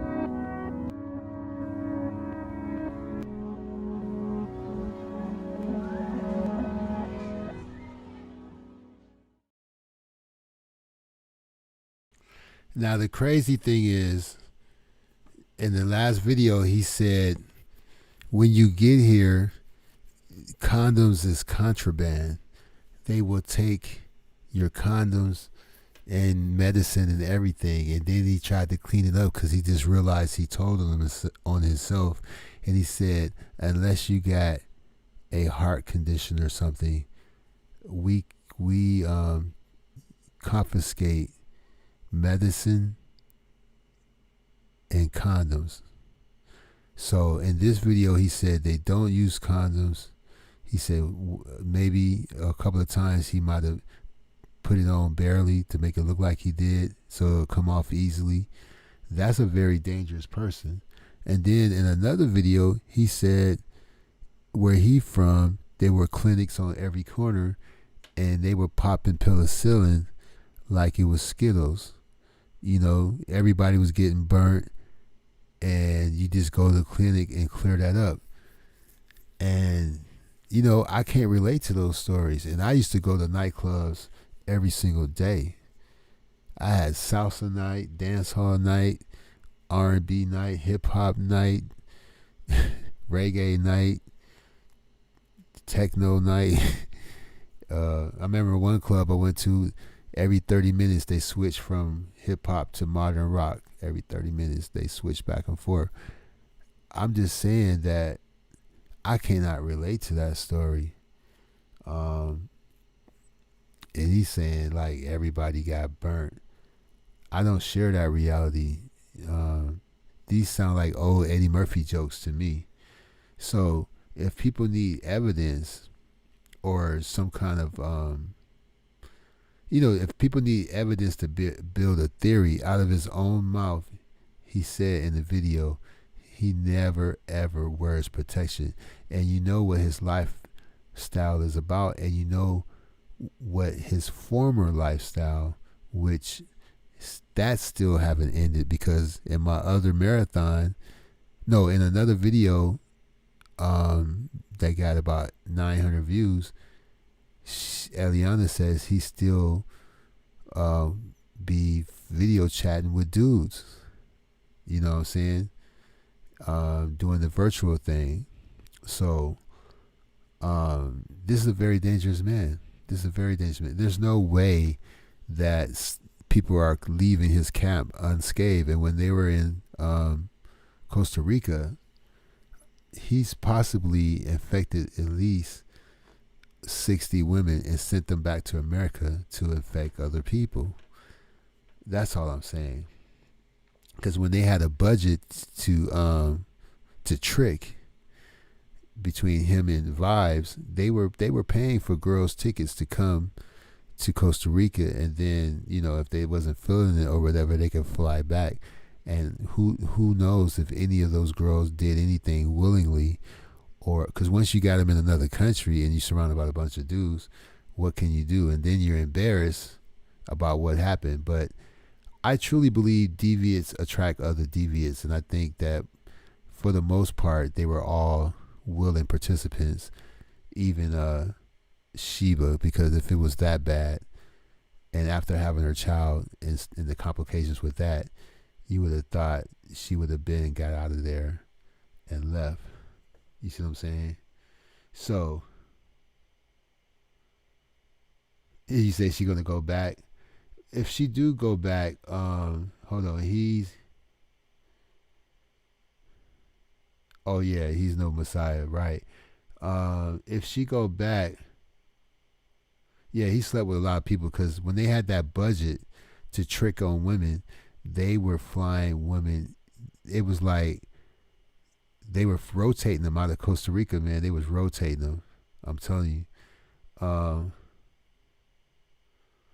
All their vest evaporates. Yeah, you know, the bra isn't that bad of an invention after all. You know, the bra, the support bra, how bad of an invention is it? But you got to give them credit for keeping it real, though. If they want to go back to a time of, prehistoric time or postmodern man, or if they want to be more, they want to live like ancient Africans, then you got to take what comes with it. The saggy breasts, whatever happens, I mean, depending on the tribe. I just saw today that there's a tribe right now today in these times, they like to bathe in fresh cow piss. There's a tribe in Africa, they stand behind the cow, and when the cow is peeing, they like to bathe in fresh cow piss. So, Nature Boy and them are just playing with the lifestyle. They're not living in nature. They would never set foot out in the jungle. They are too Babylonian. A matter of fact, I was watching a Brazilian boy in the rainforest who went out to go get some food for the family. Now, a kid his age in an urban environment, in the hood, it would be dangerous for him to go to the store by himself, and he's going to get some processed chicken or something that was shipped to his state on a truck coming from some factory with steroids and water. But this little kid in Brazil, he went and caught a bird for the family with a bow and arrow and a poison dart, and he got a little hungry on the way home. But he's in the rainforest, so he cannot go to 7-Eleven or the all-night market or whatever. I mean, it's daytime. So you know what the little boy did? For a little snack along the way, he caught a tarantula, okay? And somebody taught him, each one teach one. He knew how to catch a tarantula, and he knew how to cook it, and he knew when it was done so he could eat it. And a fresh cooked tarantula tastes just like shrimp. I don't know personally, but this is what I heard.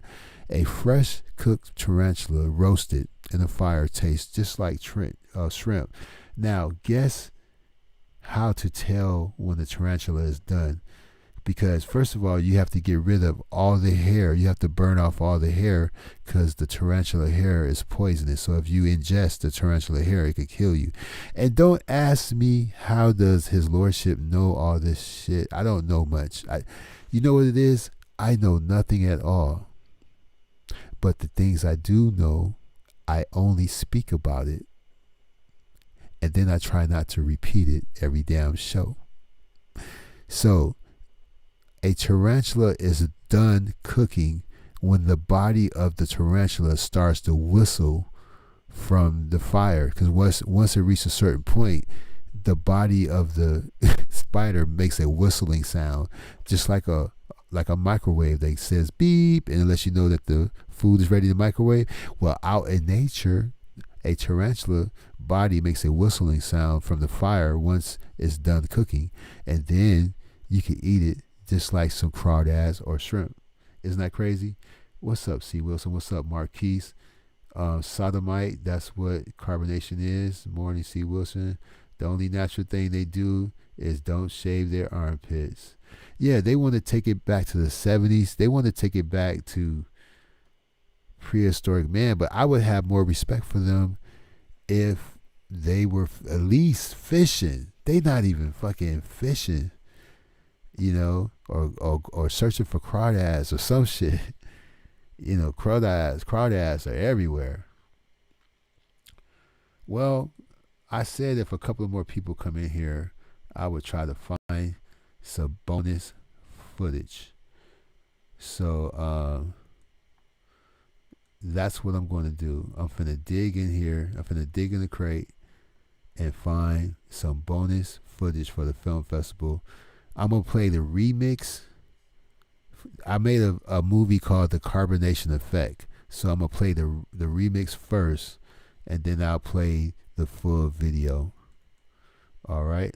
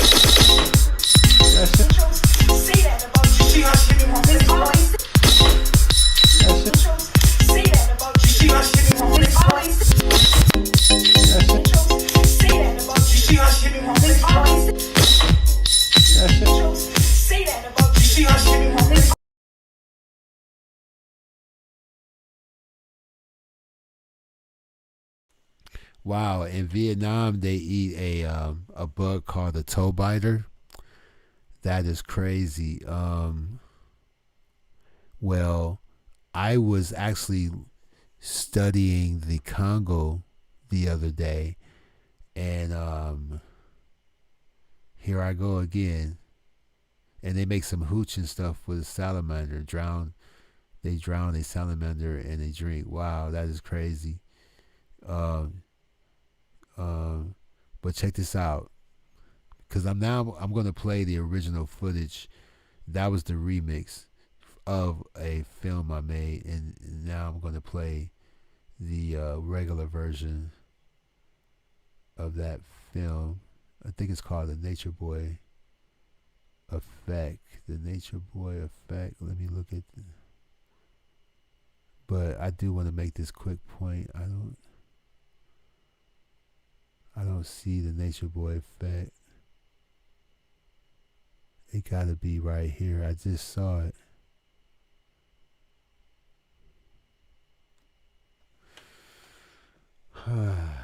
It gotta be right here.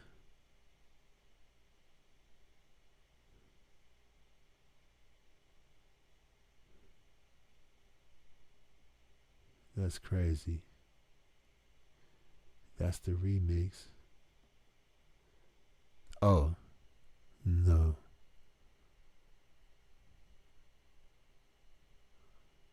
I don't see the original footage. But anyway, what I wanted to say. Shit. I know it has something. Oh, the Congo. Okay. Now, if you want to champion a cause, the children in the Congo are working in the mines that mine that material that makes cell phones work. They try to hide the fact that they're hiding kids underage. They got little kids telling the media that they're 20 years old, and the ones that look younger than that, they hide from the media when the media showed up. And at one of the largest mines, they have, it takes 5 hours just to get to that mine, and it's a small village near the mine, and their apartments are only like 16 square feet, but they, these little holes in the mine are small, and people die every day. There might be a collapse or a cave-in, and it's very easier for a child to get into the mines than an adult. And they're secretly having children working these mines. And I don't want to get off into it too deep, but the Congo today is really the Wakanda, you know what I'm saying? Like, it's the heart of Africa. So much history. I'm not a history expert. My wife is a Black history major, and she's getting her master's in theology. My father got his doctorate in theology, and my stepmom has her master's in theology. But me, I'm just a regular dude. But the Congo, King Leopold, the African kings allowing their people to be guinea pigs to find a cure for polio, and then they discovered AIDS while they were trying to find a cure for polio. If you didn't want to participate, the African kings they knew where to find you, and they would send soldiers to come get you to participate.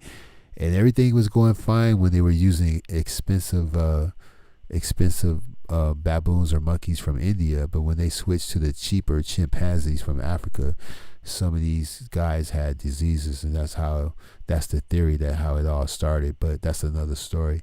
But the reason why I brought up the Congo is the Congo have more French speaking people than anywhere else in the world. So even the Congo have more people speaking French than France does, or the French in Canada. Believe it or not, the Congo have a long history, and they hired Black people to deal with Black people in the Congo. People always brag about the Moors and how great they were, and how they conquered Europe for a while, maybe 600 years or whatever. I don't know. I'm sure the biker can clarify this. But they occupied a certain part of Europe for at least 600 years until they got so old and so beat down that they couldn't win any more wars. But when the Moors were in the Congo, they were working under the king, and they were killing Africans, and they didn't want to waste bullets, so they would line up 8 Africans and shoot one bullet through all the people. Like, they would use one bullet per 8 people. so they could save bullets. And the Moors were hired to do this. And then there was another time when they was looking for the cure for polio. So the Congo has a deep, dark, crazy history. And it's really wild that that's the only place that you can get this material to make cell phones work. And so this stuff is very expensive by the kilo, and they're selling it on the black market too. But the country is making so much money, they get a small percentage, but it's still a lot of money. So they don't even try to stop the black market. You got security guards that work for the country that's only making about $80 a week. So when they get offered $1,000 in one day to look the other way, they're looking the other way. Okay. They might only be making $80 a month. But on the flip side, not only the Congo has the largest amount of French-speaking people, and they mostly black, the Congo has probably, outside of Nigeria, the largest amount of millionaires. There's at least 300 African millionaires that live in the Congo. So either you are extremely poor. They do have a middle class though. The middle class probably makes around $3,500 a month, but they have at least 300 millionaires in the Congo, and a lot of them are Afro pop singers, and a lot of them have made real estate deals, and they're bringing in electricity and water, and it's either musical or corporate, some kind of. There's so many entrepreneurs in the Congo. I think the Congo has the most African entrepreneurs in Africa. They don't call the Congo the heart of Africa for nothing. But if you want to champion a cause, I know this carbonation thing is interesting, but the Congo do have child labor laws, and they're not being enforced. Everybody's looking the other way. You know what I'm saying? Now, let me look into the chat. There are a lot of interesting discussions you can have around the Congo. Yeah, we could go on. We could spend a week or more on the Congo. Diet is listening. She's just reorganizing our pantry. I understand. I go live at the most jacked up hours. Now, my stats says that I should go live between 6 and 7. So, but I'm not at home at that time. What's sad is the only 6% of the people in the Congo live well, and the rest live in slums. But they got high hopes. They got good spirits and high hopes. They are hustlers, and I don't mean scammers or nothing like that. It's just that they be getting their money on. Now, they got your religious hustlers too. This one guy is selling water, and some of the poor people, 2 or 3 people have to put their money together just to buy this drink from this minister who this water or liquid is supposed to, and it has gasoline in it too. It's supposed to cure AIDS, every illness. It's crazy. And now the dude's made so much money that he's finna start packaging it up like Oddweller or something like that. Yeah, this is real. This is today. There's one of those. It's like he's the brother polite of the Congo or some shit. Let me see. In the 1940s were a critical period, and that's sad that. Let me see. Dr. Bassan from South. You should check out Dr. Bassan. Okay. And the king of the Congo converted to Christianity, and King Leopold of Hungary disseminated the Congolese people. Yeah, he hired the Moors to murder the Congolese people. He financed to create the virus, indeed, and all they needed was this one little tube of. When they were doing that stuff, they wasn't doing it really neat and clean. They were flesh. In those vials where they were getting the specimens, they hired Africans to be guinea pigs, but they also hired Africans to receive the specimens from to put in the vial, and those things they didn't just have blood in it. It was flesh in there and other stuff. And they stopped using expensive monkeys. They switched to the cheap monkeys, and then they probably was selling the monkeys on the black market. And at the time, the Congo always been a mining town. They always was mining something. So before this stuff was cell phones, they were mining other stuff. And these guys were far away from home, but they were making a lot of money. So when you got guys that work in a mine or a shipyard or whatever, and they got a lot of money, well, the next thing that pops up is, and they're lonely, so the next thing that pop up is the prostitution and gambling and stuff like that. And these guys like to eat bush meat. Some of that bush meat was contaminated. That's the story they want to lay on you. But another thing I saw is people just selling all kind of shit and goods in the Congo, like in the market area. And I seen a lady with 3 big ass baskets of what do they call it? It was nasty, but I guess it's a delicacy. But if I would have saw that shit, I would have passed out. I ain't gonna front. She had 3 big old baskets full of maggots.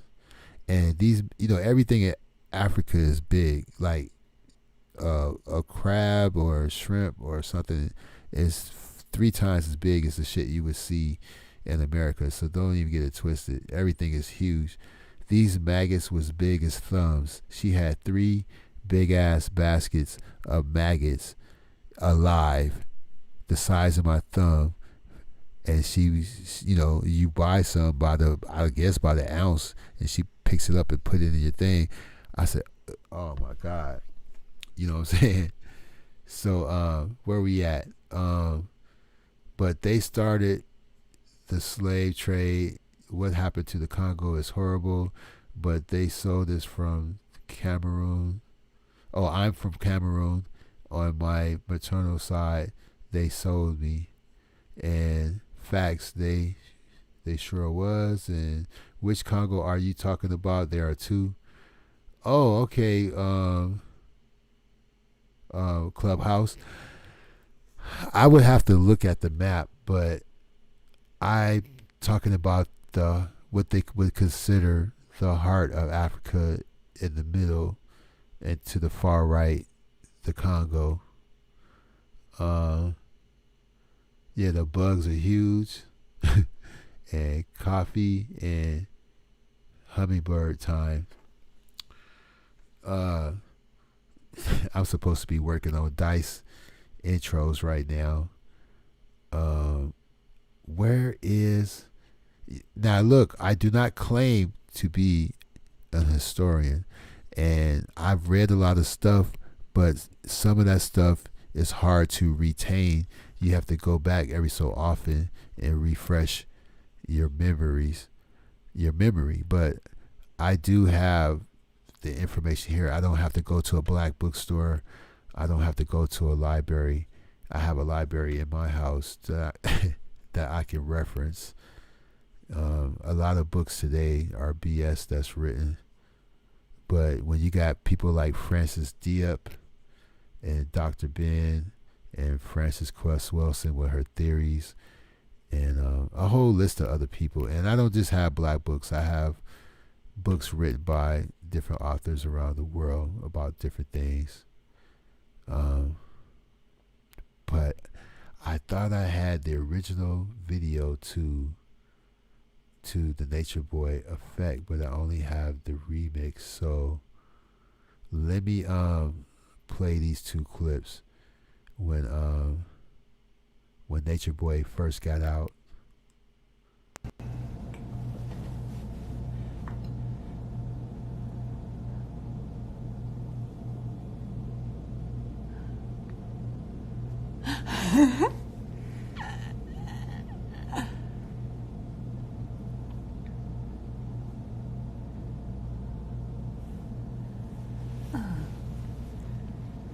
Y'all gonna want the scoop?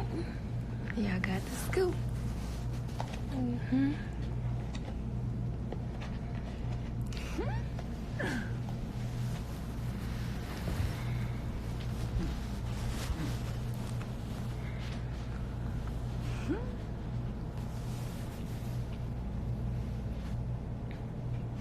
Let's talk about it. Let's talk about it.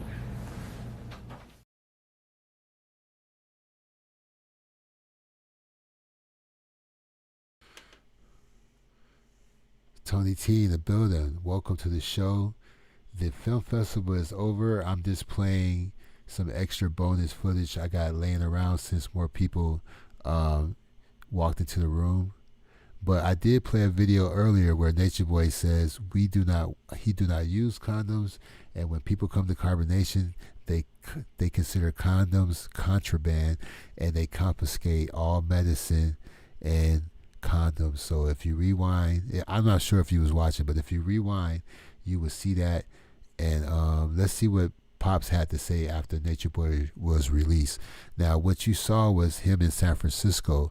That building that was outside the window was the Salesforce building in San Francisco, and there's nothing more demonic than the Salesforce building in San Francisco. One day, there's going to be a story behind that building that's going to be sicker than the Twin Towers. Trust me. And you can quote me on that. Wherever that white girl, he running with that white girl. She the one who got him. Right. Thinking they making moves, but that skyline in the back look like Philly. You ain't lying. It looked like some type of big metropolitan city. Yeah. I just don't see them deporting them to Philly. They probably jumped on something and got there. But I don't care where the nigga at. This what I know. Why we got him here, we got him here. That was my plan from the jump.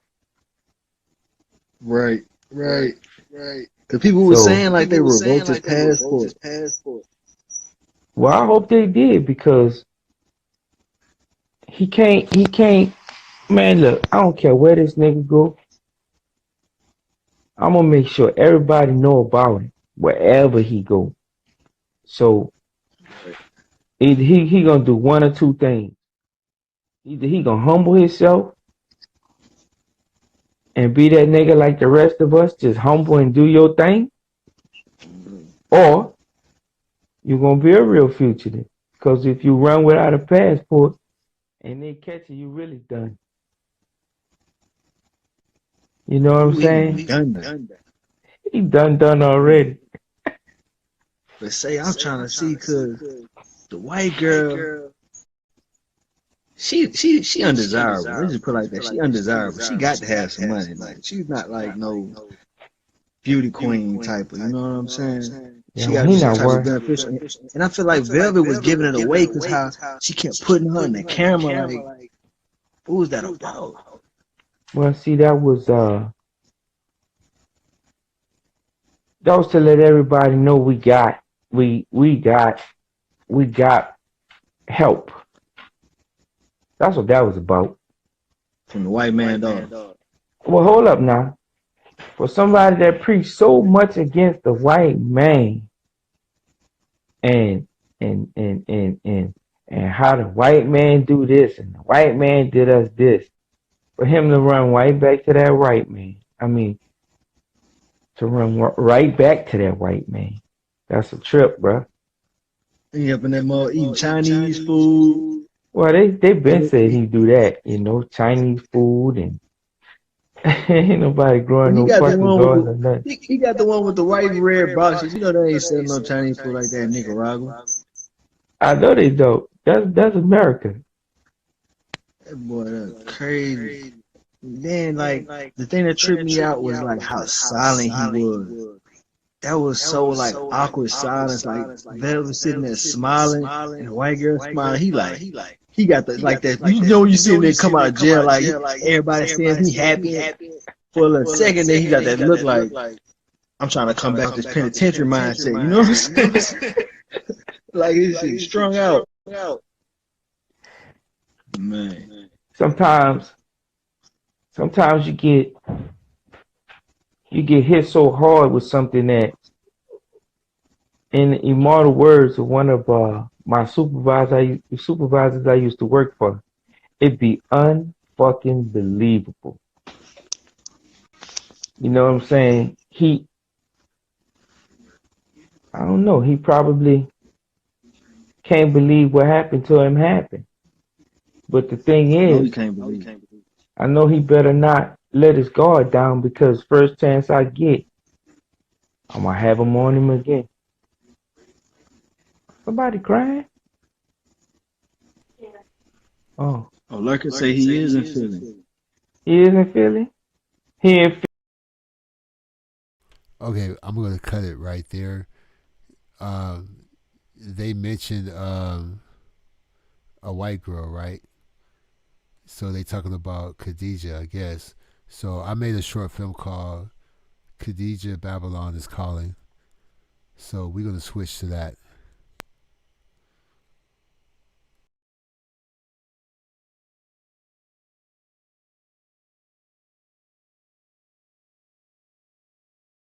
That they're hurting for money right about now, unless unless they have somebody else that's Because you supporting pretty them. much was the breadwinner after he got out of jail. I was the breadwinner from before he went into jail. I took care of the whole family the whole time he was in jail. I fed everybody. I paid for our gas. I did everything for us. Oh, okay. But mostly it was because I wanted, baby Eliana didn't have any, they were making her use, disposable diapers and things that, like, forget about they didn't like that. Like, I didn't like that. I wanted baby Eliana to have everything pure and good quality stuff, because I just really felt, she was just a precious little baby and she needed somebody in her corner. So I wanted to be That's that. right. So I brought presents for her. I brought all of her little supplies. And I tried to help out while I was there. And Unless, why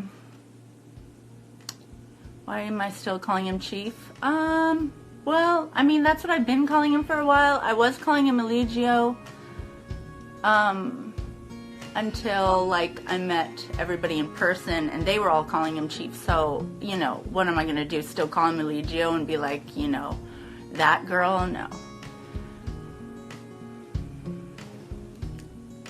First, I think before I answer questions, I'd like to tell a little bit about my childhood. I had a very unusual childhood, and I think that was a catalyst for my initial interest and feelings towards Chief and the situation and Carbonation, as they were, I kind of came in when they were getting ready to, like, leave Mexico, and, all of the trolls were kind of really coming in on them and, finding their location and things. And so my story is, and I think people will understand a little bit better once I explain this. Okay, so when I was born, my mother and my father, they did not get along. And I guess, they separated and whatnot, like right before I was born, I think. So my mother, and this was like back in 1980, so it was a while ago. So my mother, had me, and then my birth father, he didn't agree with, my birth father is Native American, well, mostly, and, very much into the natural lifestyle, purity, just collecting from the earth what you need, not harming animals, saving the planet. He was all into that kind of stuff and natural living. So when my mother had me, he somehow thought that she was going to be an unfit parent. And so he fought for custody, and he lost, as was customary back then, because, the women would typically get the baby, unless there was some, other, intense reason, I suppose. So he fought for custody and he lost, and my mom got full custody, but he got visitation, I don't know, once a week or once every other week. I'm not sure what the rule was. And So the very first visitation he got with me when I was like just a newborn, right? He just took me and we went into the woods. So this was gonna be in like Michigan, okay, where my tribe was, the Sioux. So Chippewa is what the white man called us. But so, you know, we were in northern Michigan by the Great Lakes and stuff. And so we went into hiding. We had fake aliases, and we traveled all through the wilderness, all up into Canada, and through Canada in the, like, you know, the Northwest, and then into Alaska. And so we would like hide along the way, and people would help us and hide us. And meanwhile, the federal, you know, marshals or whatever were looking for us because my mom, you know, had sent people, you know, to, you know, she filed for, you know, kidnapping charges. And so, but my father, he was real, you know, he was real into not letting, you know, me be, tainted by, you know, the system, the government, the white man, you know, schools, the military, anybody. He was very much against that whole Babylon system, you might say. And so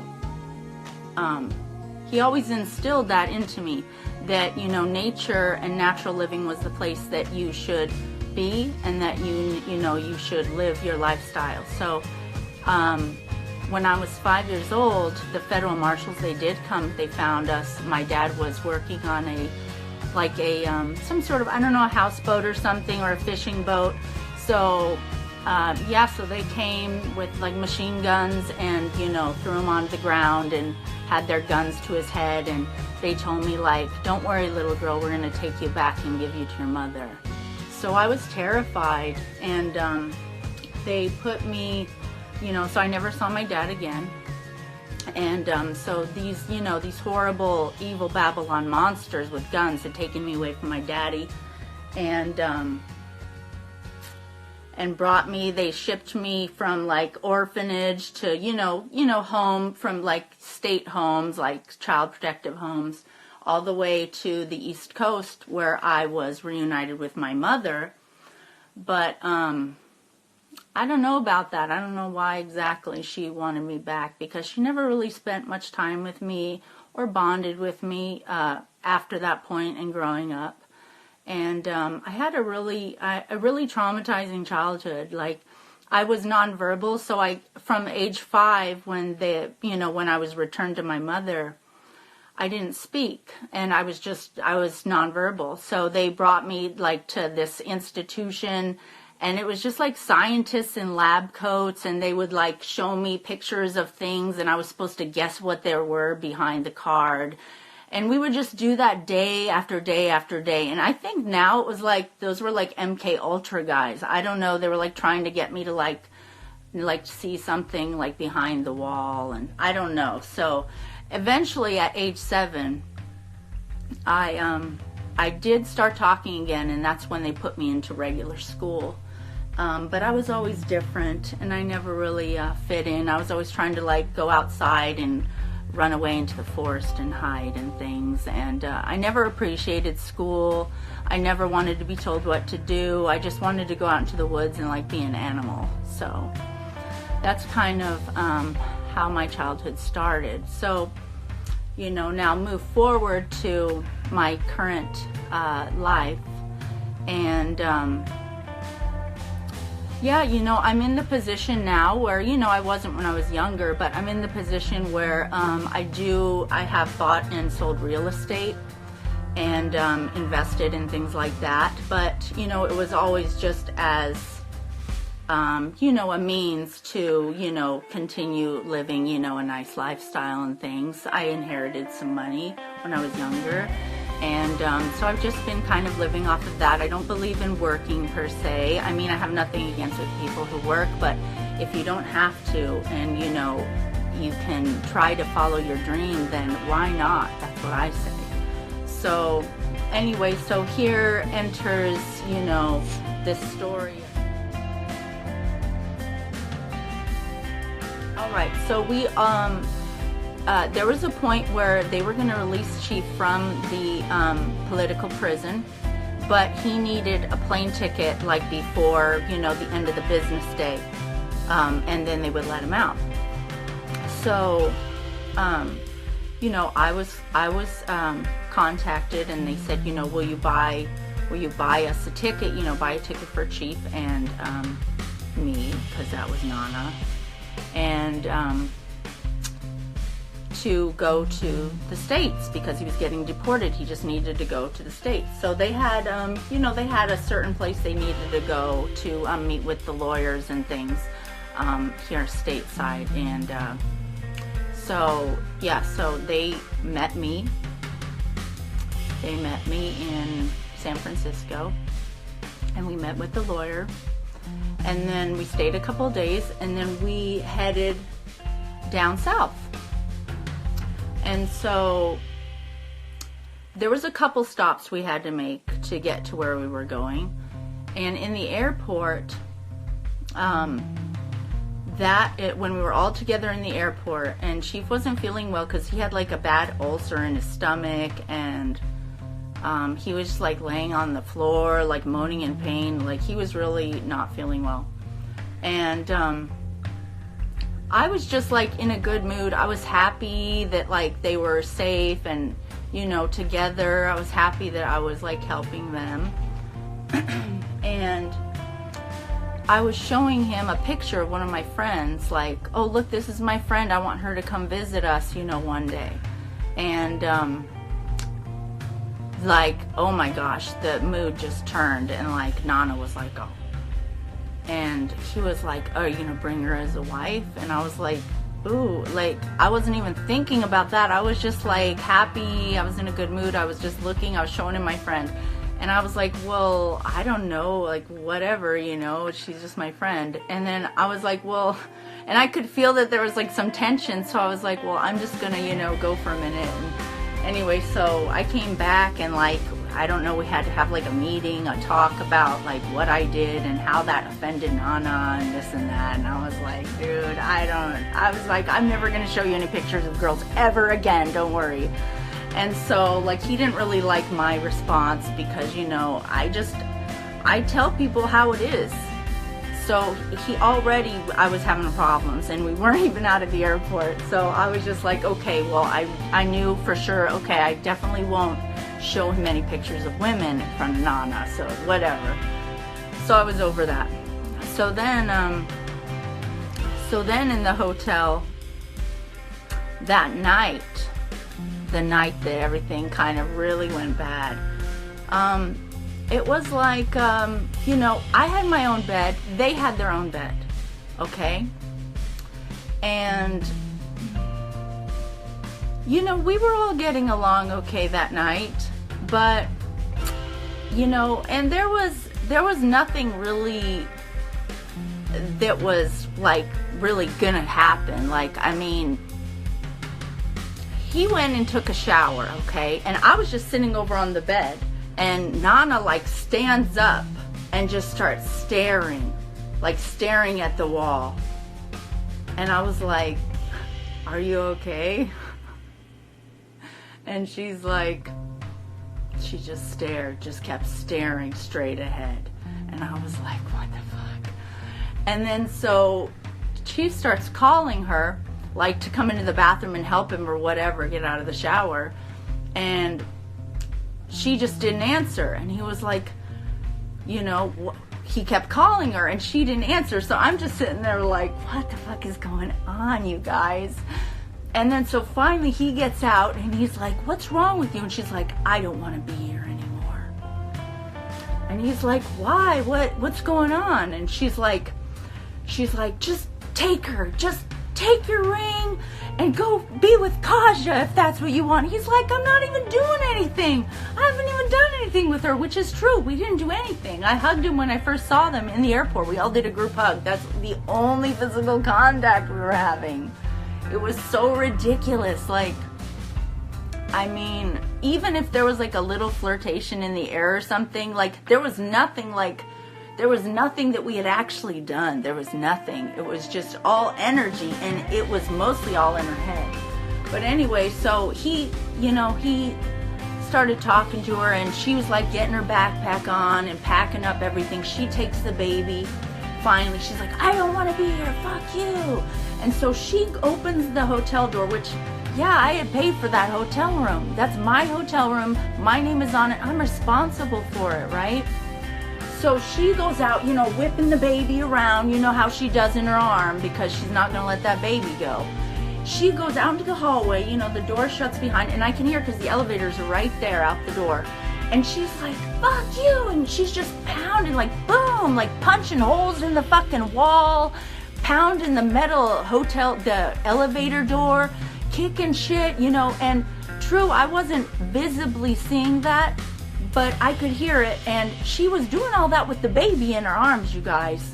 So number one, that's not right there, okay? So I was already pissed off, but I was just sitting there, I was seeing how it played out, I was hoping that like the hotel people didn't call the police. I didn't know what was gonna happen, but I was pissed off. Because, you don't do things like that. You don't disrespect people like that in their room. Yes, it was my room. Okay?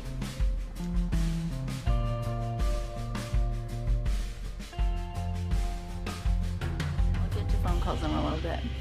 So anyway,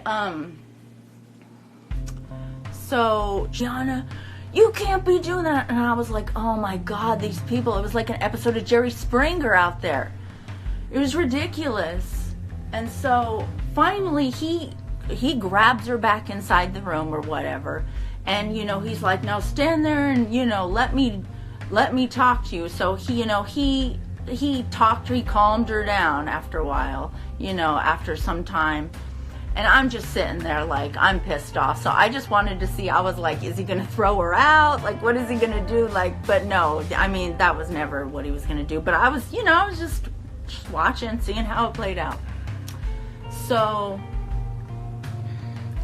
then he calms her down and he's like, whatever. And he was like, okay, come on and sit down. Like, everything's fine. And I was like, no. I said, no, everything is not fine.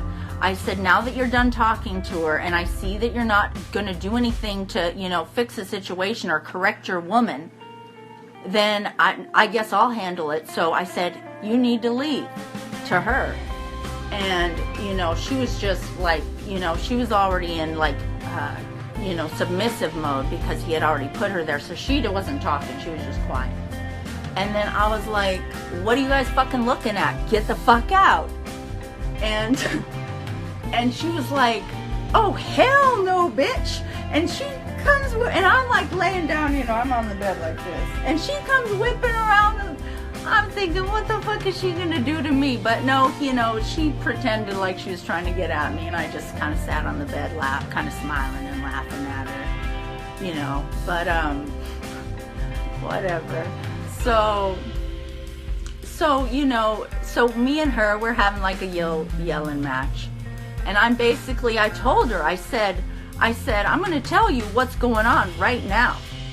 And I laid it out for her. I said, look, you got it in your head that me and Chief was going to, be doing something, there,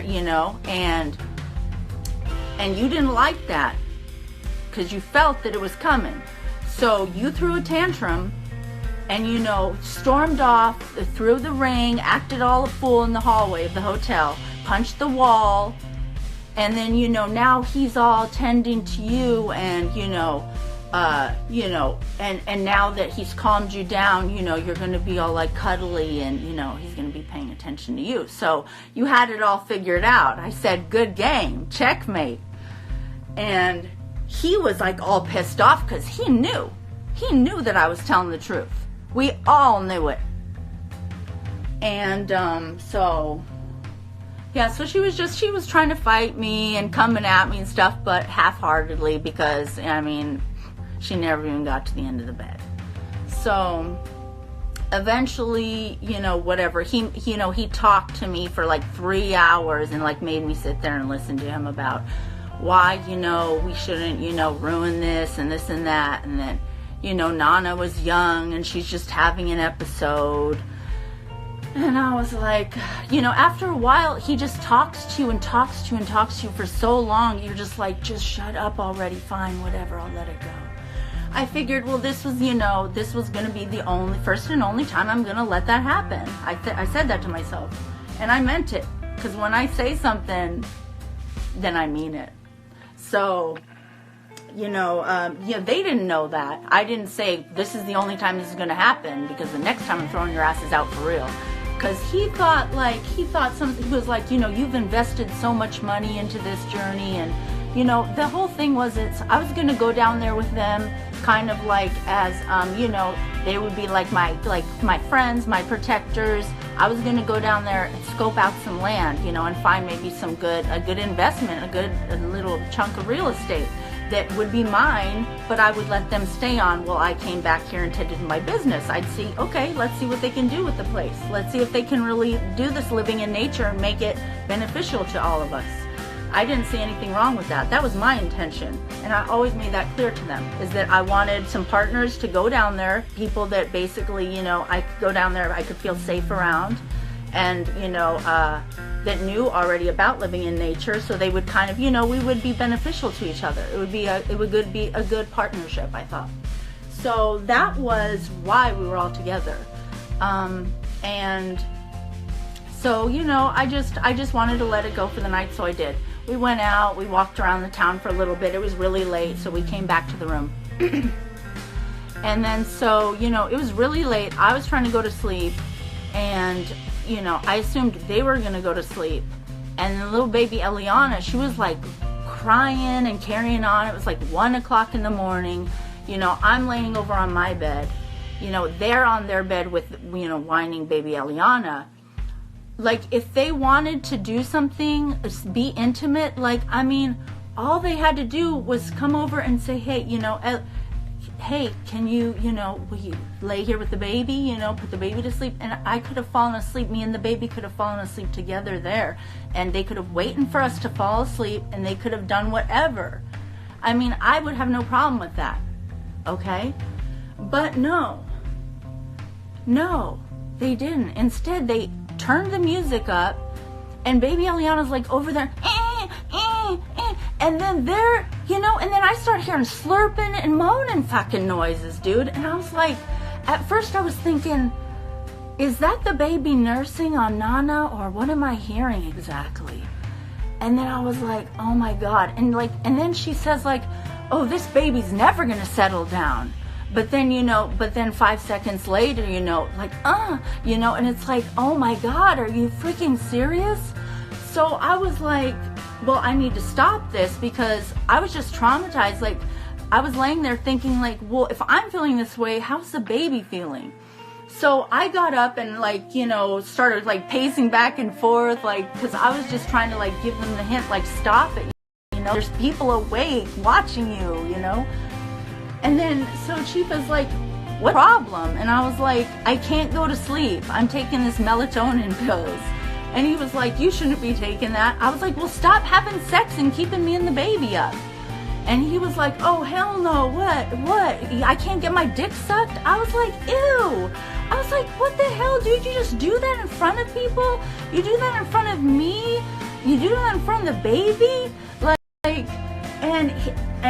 So immediately they got up, they were like, he was like, I don't believe you're doing this to me again. I thought we settled all this earlier. I was like, no. I was like, this is not going to work out. I was like, you guys need to leave. He's like, you're just going to throw us out. You're just going to throw her out and throw me out in the middle of the night with the baby. I said, no, you don't have to leave with the baby. I said, you can leave the baby here with me if you're so worried about it. And he was like, what? I was like, whatever. I said, you're thinking I'm throwing the baby out. I'm not throwing it. You guys can leave. I'll hold on to the baby. And so, of course, they weren't going to leave me the baby, but I wanted them to know that it was unacceptable. So, yeah. So they left. And, yeah.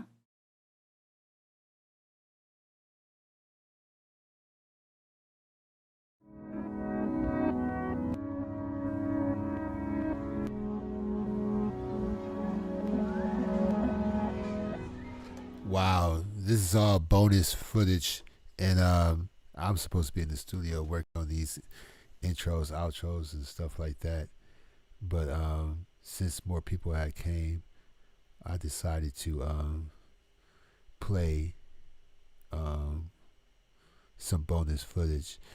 I do want to play one final thing, and this short film was titled Nature Boy Redemption Speech, because after he do a bunch of drama and fuck shit and really like lose some of his people, and he really did something like so messed up, he comes back with some kind of Malcolm X, Z York, Jesse Jackson, Gandhi, Dalai Lama type of,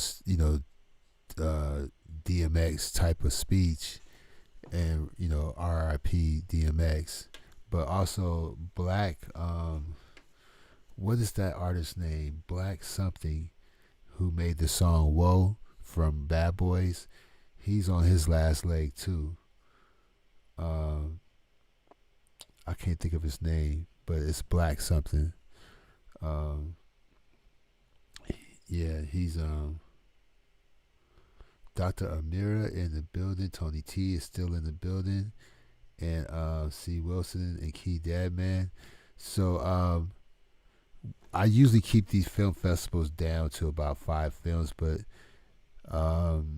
more people came, so I'm playing a couple of other flicks. So I think just to keep it, on the level, I'm gonna play a speech that you could decide yourself how you feel about this speech. This is one of Nature Boy's famous redemption speeches. And this will be the last one.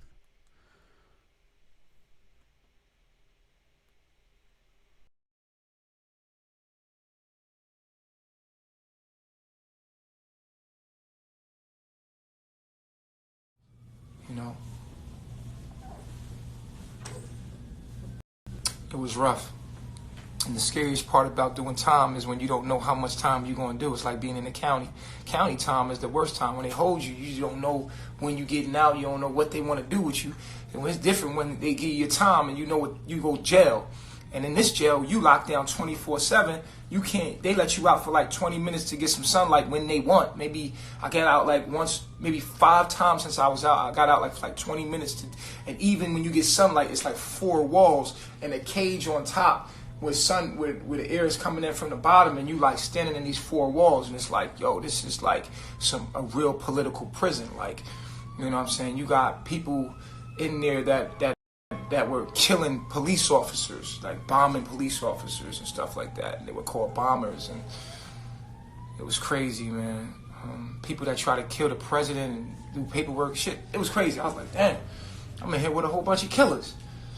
But we made it out. They just deported me illegally. They just said, get on a plane, get out of here.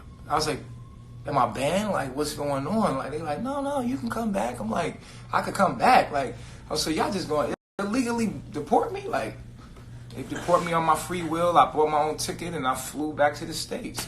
And I'm here, like, you know what I'm saying? And I went through customs, because I know I ain't got no warrants, but they, people will say a lie over and over, but you start to second guess your own shit. Like, do I got a warrant? Shit, it's been a minute. I might have a goddamn warrant.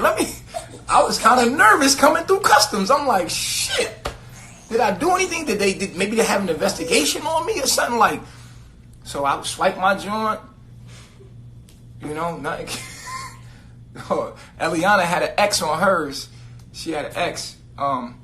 And a lot of people might say, well, why did you fly with only Eliana? Because she got the baby. I want to be with my daughter. I wanted to be with her. You know what I'm saying? In the process, and I just kept thinking about Eliana, baby girl, and I was like, yo, let's go. Let's just get on a flight together and let's get out of here.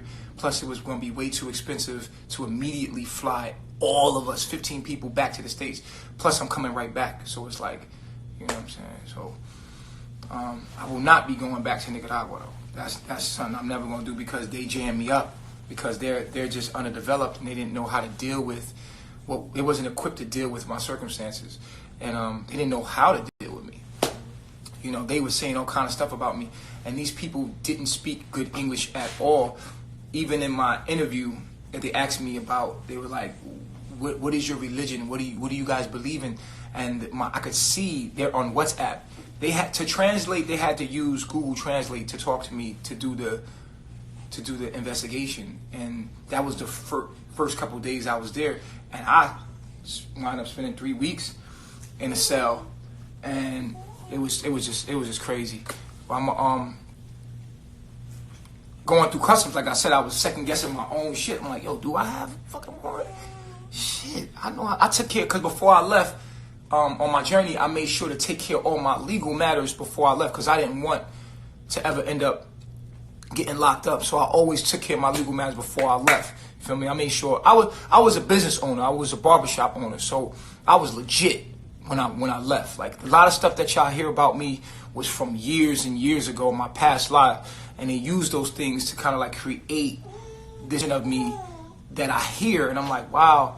I mean, they took everything negative they could find and pieced it together and made a monster out of me, and I'm like, damn, that's who I am? Like, this is all that I am? Shit. All right, okay, all right. But it will not hold up in court.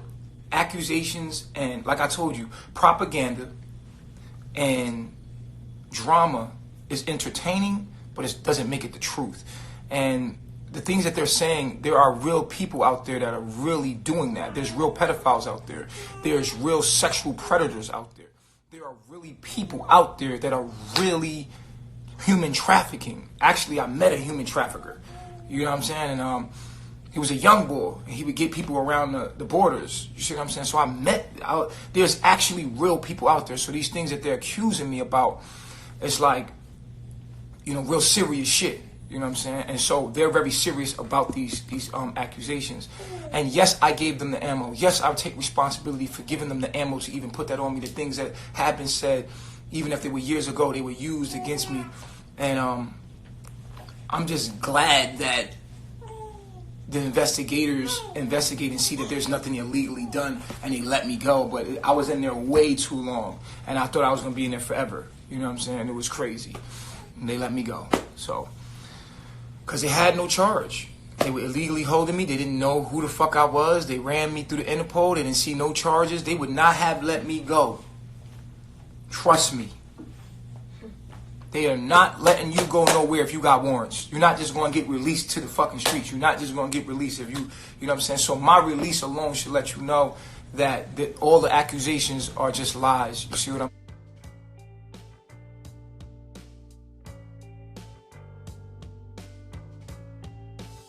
saying?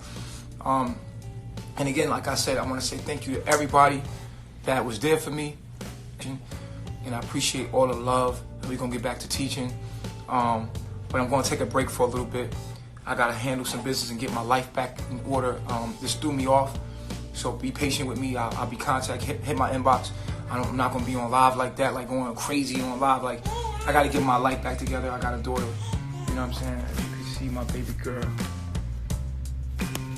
Say hi. Say hi. Look at her. She getting so big. You gonna say hi? Y'all gonna put some hearts up for her? You put some hearts. You gonna say hi? You say hi? You gonna say hi? You gonna smile? Huh? You gonna smile? Yeah. You gonna say hi? You see the people? You don't know what's going on. Like, Daddy, what is that? Yeah, so this is my life, and I'm trying to get it back in order. And I will be prepared anywhere I'm going. I will have a lawyer. I will contact the U.S. Embassy and let them know. And actually, Carbonation, we are now we are a corporation. We are a church, a religion, and so it is. We already got our paperwork now straight to the point where this can't happen no more. We will be reporting to any country that we're in. We're reporting to the U.S. Embassy, and we will have a lawyer in process and to make sure that this never happens again. So to my haters, I want you to know that I know that I get it. I get it. You started something, it's become a character you became, and now it's like this is who you are, and you gotta go through it, and I understand that, and I want you to know that I forgive you. I got no hard feelings for none of y'all. I don't wish any harm to any of y'all. I just want you to know that, can you please stop? You know what I'm saying? It's just fucked up because you're accusing an innocent man. I really did not do those things that you're accusing me of. I'm really not a pedophile. I'm really not a child abuser. I'm not a woman beater. Listen, I told you, I come from a very dark place growing up. And I was ignorant at one point, you know what I'm saying? And now I don't have to be that no more. I'm growing, I'm becoming more. Please allow me to grow. And please allow my people to grow. You see what I'm saying? And I hope you grow too. I want you to know I know you're doing your job. And you on your job, I'm gonna be on mine. And you really hurt me. You got me. You got me. You got me. If you was trying to hurt me, you hurt me. You hurt me really bad. I sat in our cell and I was tortured. Mentally, psychologically, tortured. I got an ulcer that I'm getting over right now in my stomach. As you can see, I lost a lot of weight. You caused a lot of stress to my family. Eliana, my other wives. You got it. You got it, man. You got it. You did your job, man. You hurt me. If you want to hurt me more, I pray for you, man. I think about you. I hope that you get over that. And as far as Eliana's father, I want to just say I apologize for disrespecting you. As a man, I know this is your daughter. I want you to know I'm taking good care of her. And I'm trying my best as a man to take care of your daughter as much as possible. I don't want any problem with you. I don't want no smoke with you. I don't want no smoke with none of y'all. What y'all did to me, that woke me up. You know, it's powerful when people come together, what you could do. Y'all got together and y'all accomplished y'all goals, and you're very powerful. What if you did something positive with that? What if you came together and did something way more positive? I'm not a pedophile. I'm not any of the things that you accuse me of. So you're falsely accusing somebody on accusations and propaganda. And the legal system will always find out the truth because they're going to do the investigation. But I want you to know, Larry, that I understand I started it. I disrespected you on live. The first time we got on live, I disrespected you. And I apologize as a man to you because I was just trying to be a man and be macho. And truly, I always, wanted you to accept me. You know what I'm saying? I wanted you to accept the fact that, I was the man for your daughter now. And, I realized that people put that battery in your back. People was like, fuck that. You want to let him do that? And it became, so I was a part of creating the drama that I'm going through with you right now. And I got a big ego. My ego, I have a lot of pride.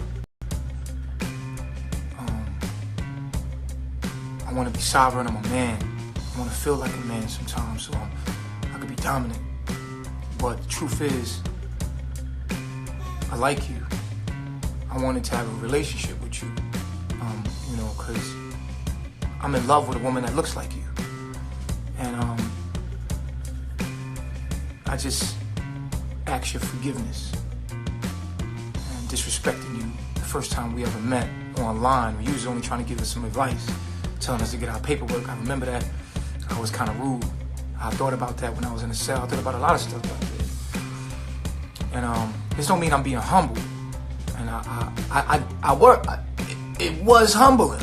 It was very humbling to be in that cell. And this don't mean I'm going to be a pussy. I'm still going to be strong. But when I'm wrong, I'm wrong. And I want you to know, guys, if you feel I have ever mistreated her, and I'm going to do my best to be a protector and provider and to take care of the family. And I want to have a relationship with you so you can see your granddaughter and any other children we got.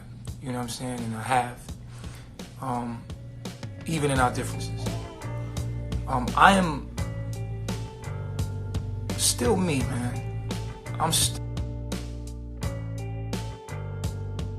nutty ass me. Don't ever think that, oh, he changed. No, I've learned some things. I'm more of who I was. I'm more of who I already was. I'm still gonna make mistakes. I'm still gonna be mean. I'm still gonna be crazy. That's who I am, man. I'm telling you that I realize that I disrespected you, and I want to apologize about that, man to man, and tell you that, yeah, I was wrong. To any of my haters that I blocked, I apologize. I realize we're all sensitive people, and maybe I blocked you and it made you become a hater. I realized that I created a lot of my haters because I blocked y'all. Instead of just dealing with the adversity, I wanted to create a harmonious environment by blocking people that had different views out, so I could talk to the people that agreed with me and we can form up something. I wasn't thinking about how I meant to make you feel to block you. That's why I unblocked everybody. So I created a lot of that. I created a lot of haters just by blocking people. A lot of people were being rude, though. I had to block them and being, just being rude and exercising their demons upon our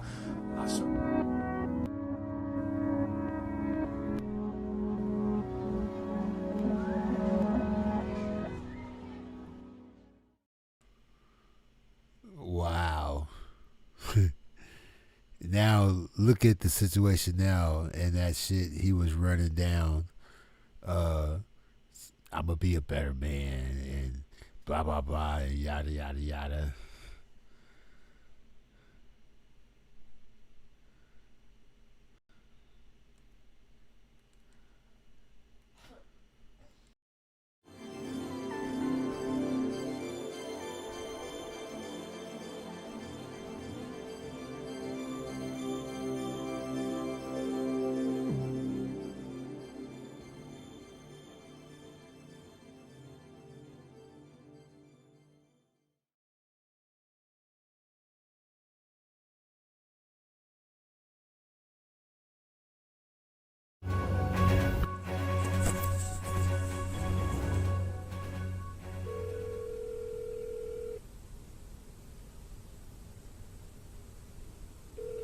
Hello? Yes, ma'am. Yeah, I'm on my way, but baby, I'm a little short. I thought I had 30. Can I still get a 25? That's fine. Okay, and you know I want the best you got. I got you. All right, I'll be there. Give me like 15 minutes at the most. I'm on my way. All right. Put me up. I got you. Bye.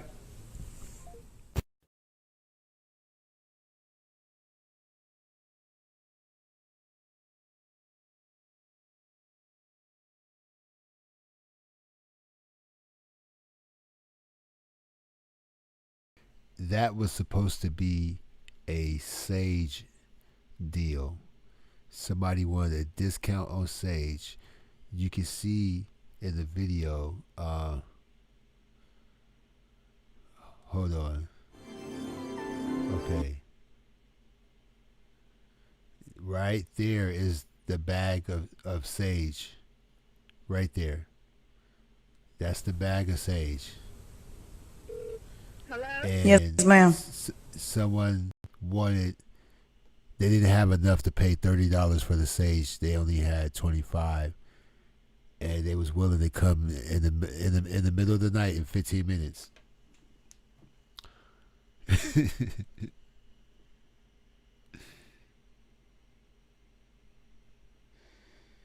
So, we're not going to assume that it was nothing other than Sage. Okay. I don't want to start no rumors or nothing like that. There was a YouTuber that had a lot of death threats. Let me play that on the way out the door. On the way out the door. there's an organization called moles that gets this information. Just like you have trolls, you also have moles.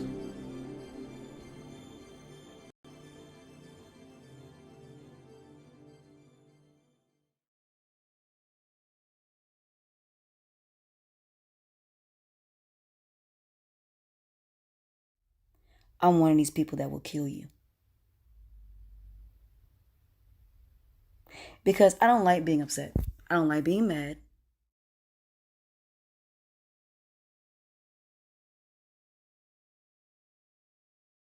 Yeah, you know, some of these YouTubers we've known for a long time, and some people are meeting these YouTubers for the first time, and they may not be familiar with their history. So people they play possum, they play victim, but they are some cold people, you know.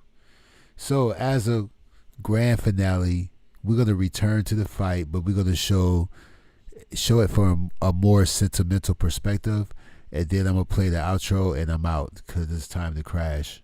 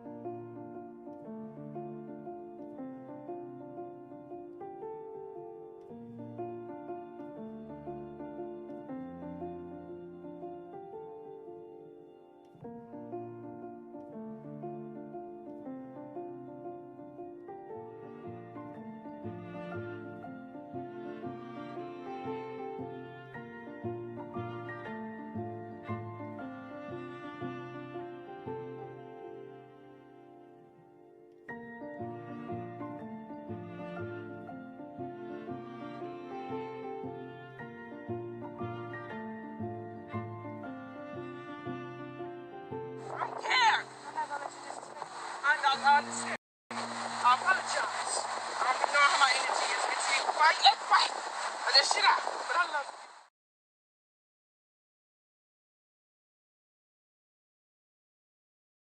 Yeah, that stain on her or bruise or that dark spot was on her back way, way back, you know. And he tried to say it was a birthmark.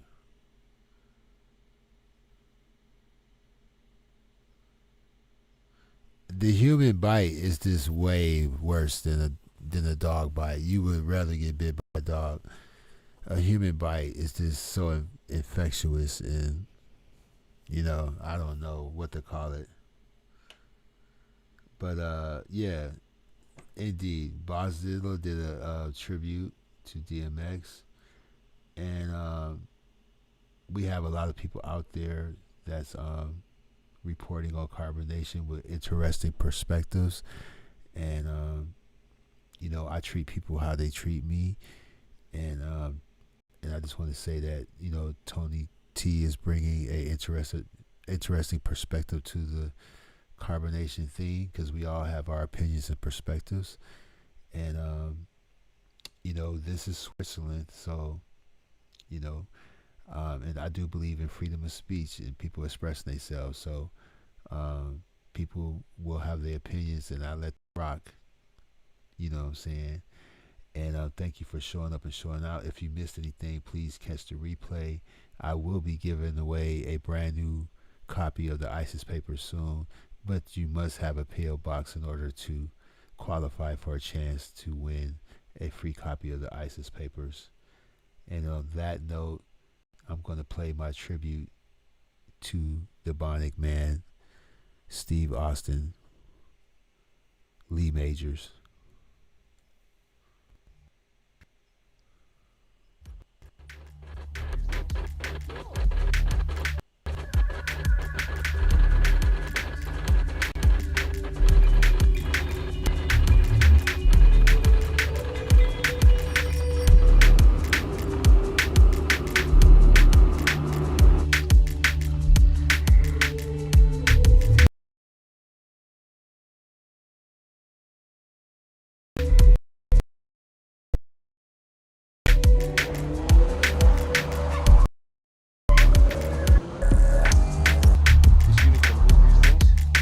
His Lordship and alive.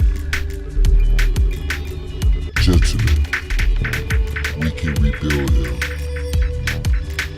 We have the technology. We have the capability to make the world's first Ebonic man. His Lordship will be that man. Better than he was before. Better, stronger, faster.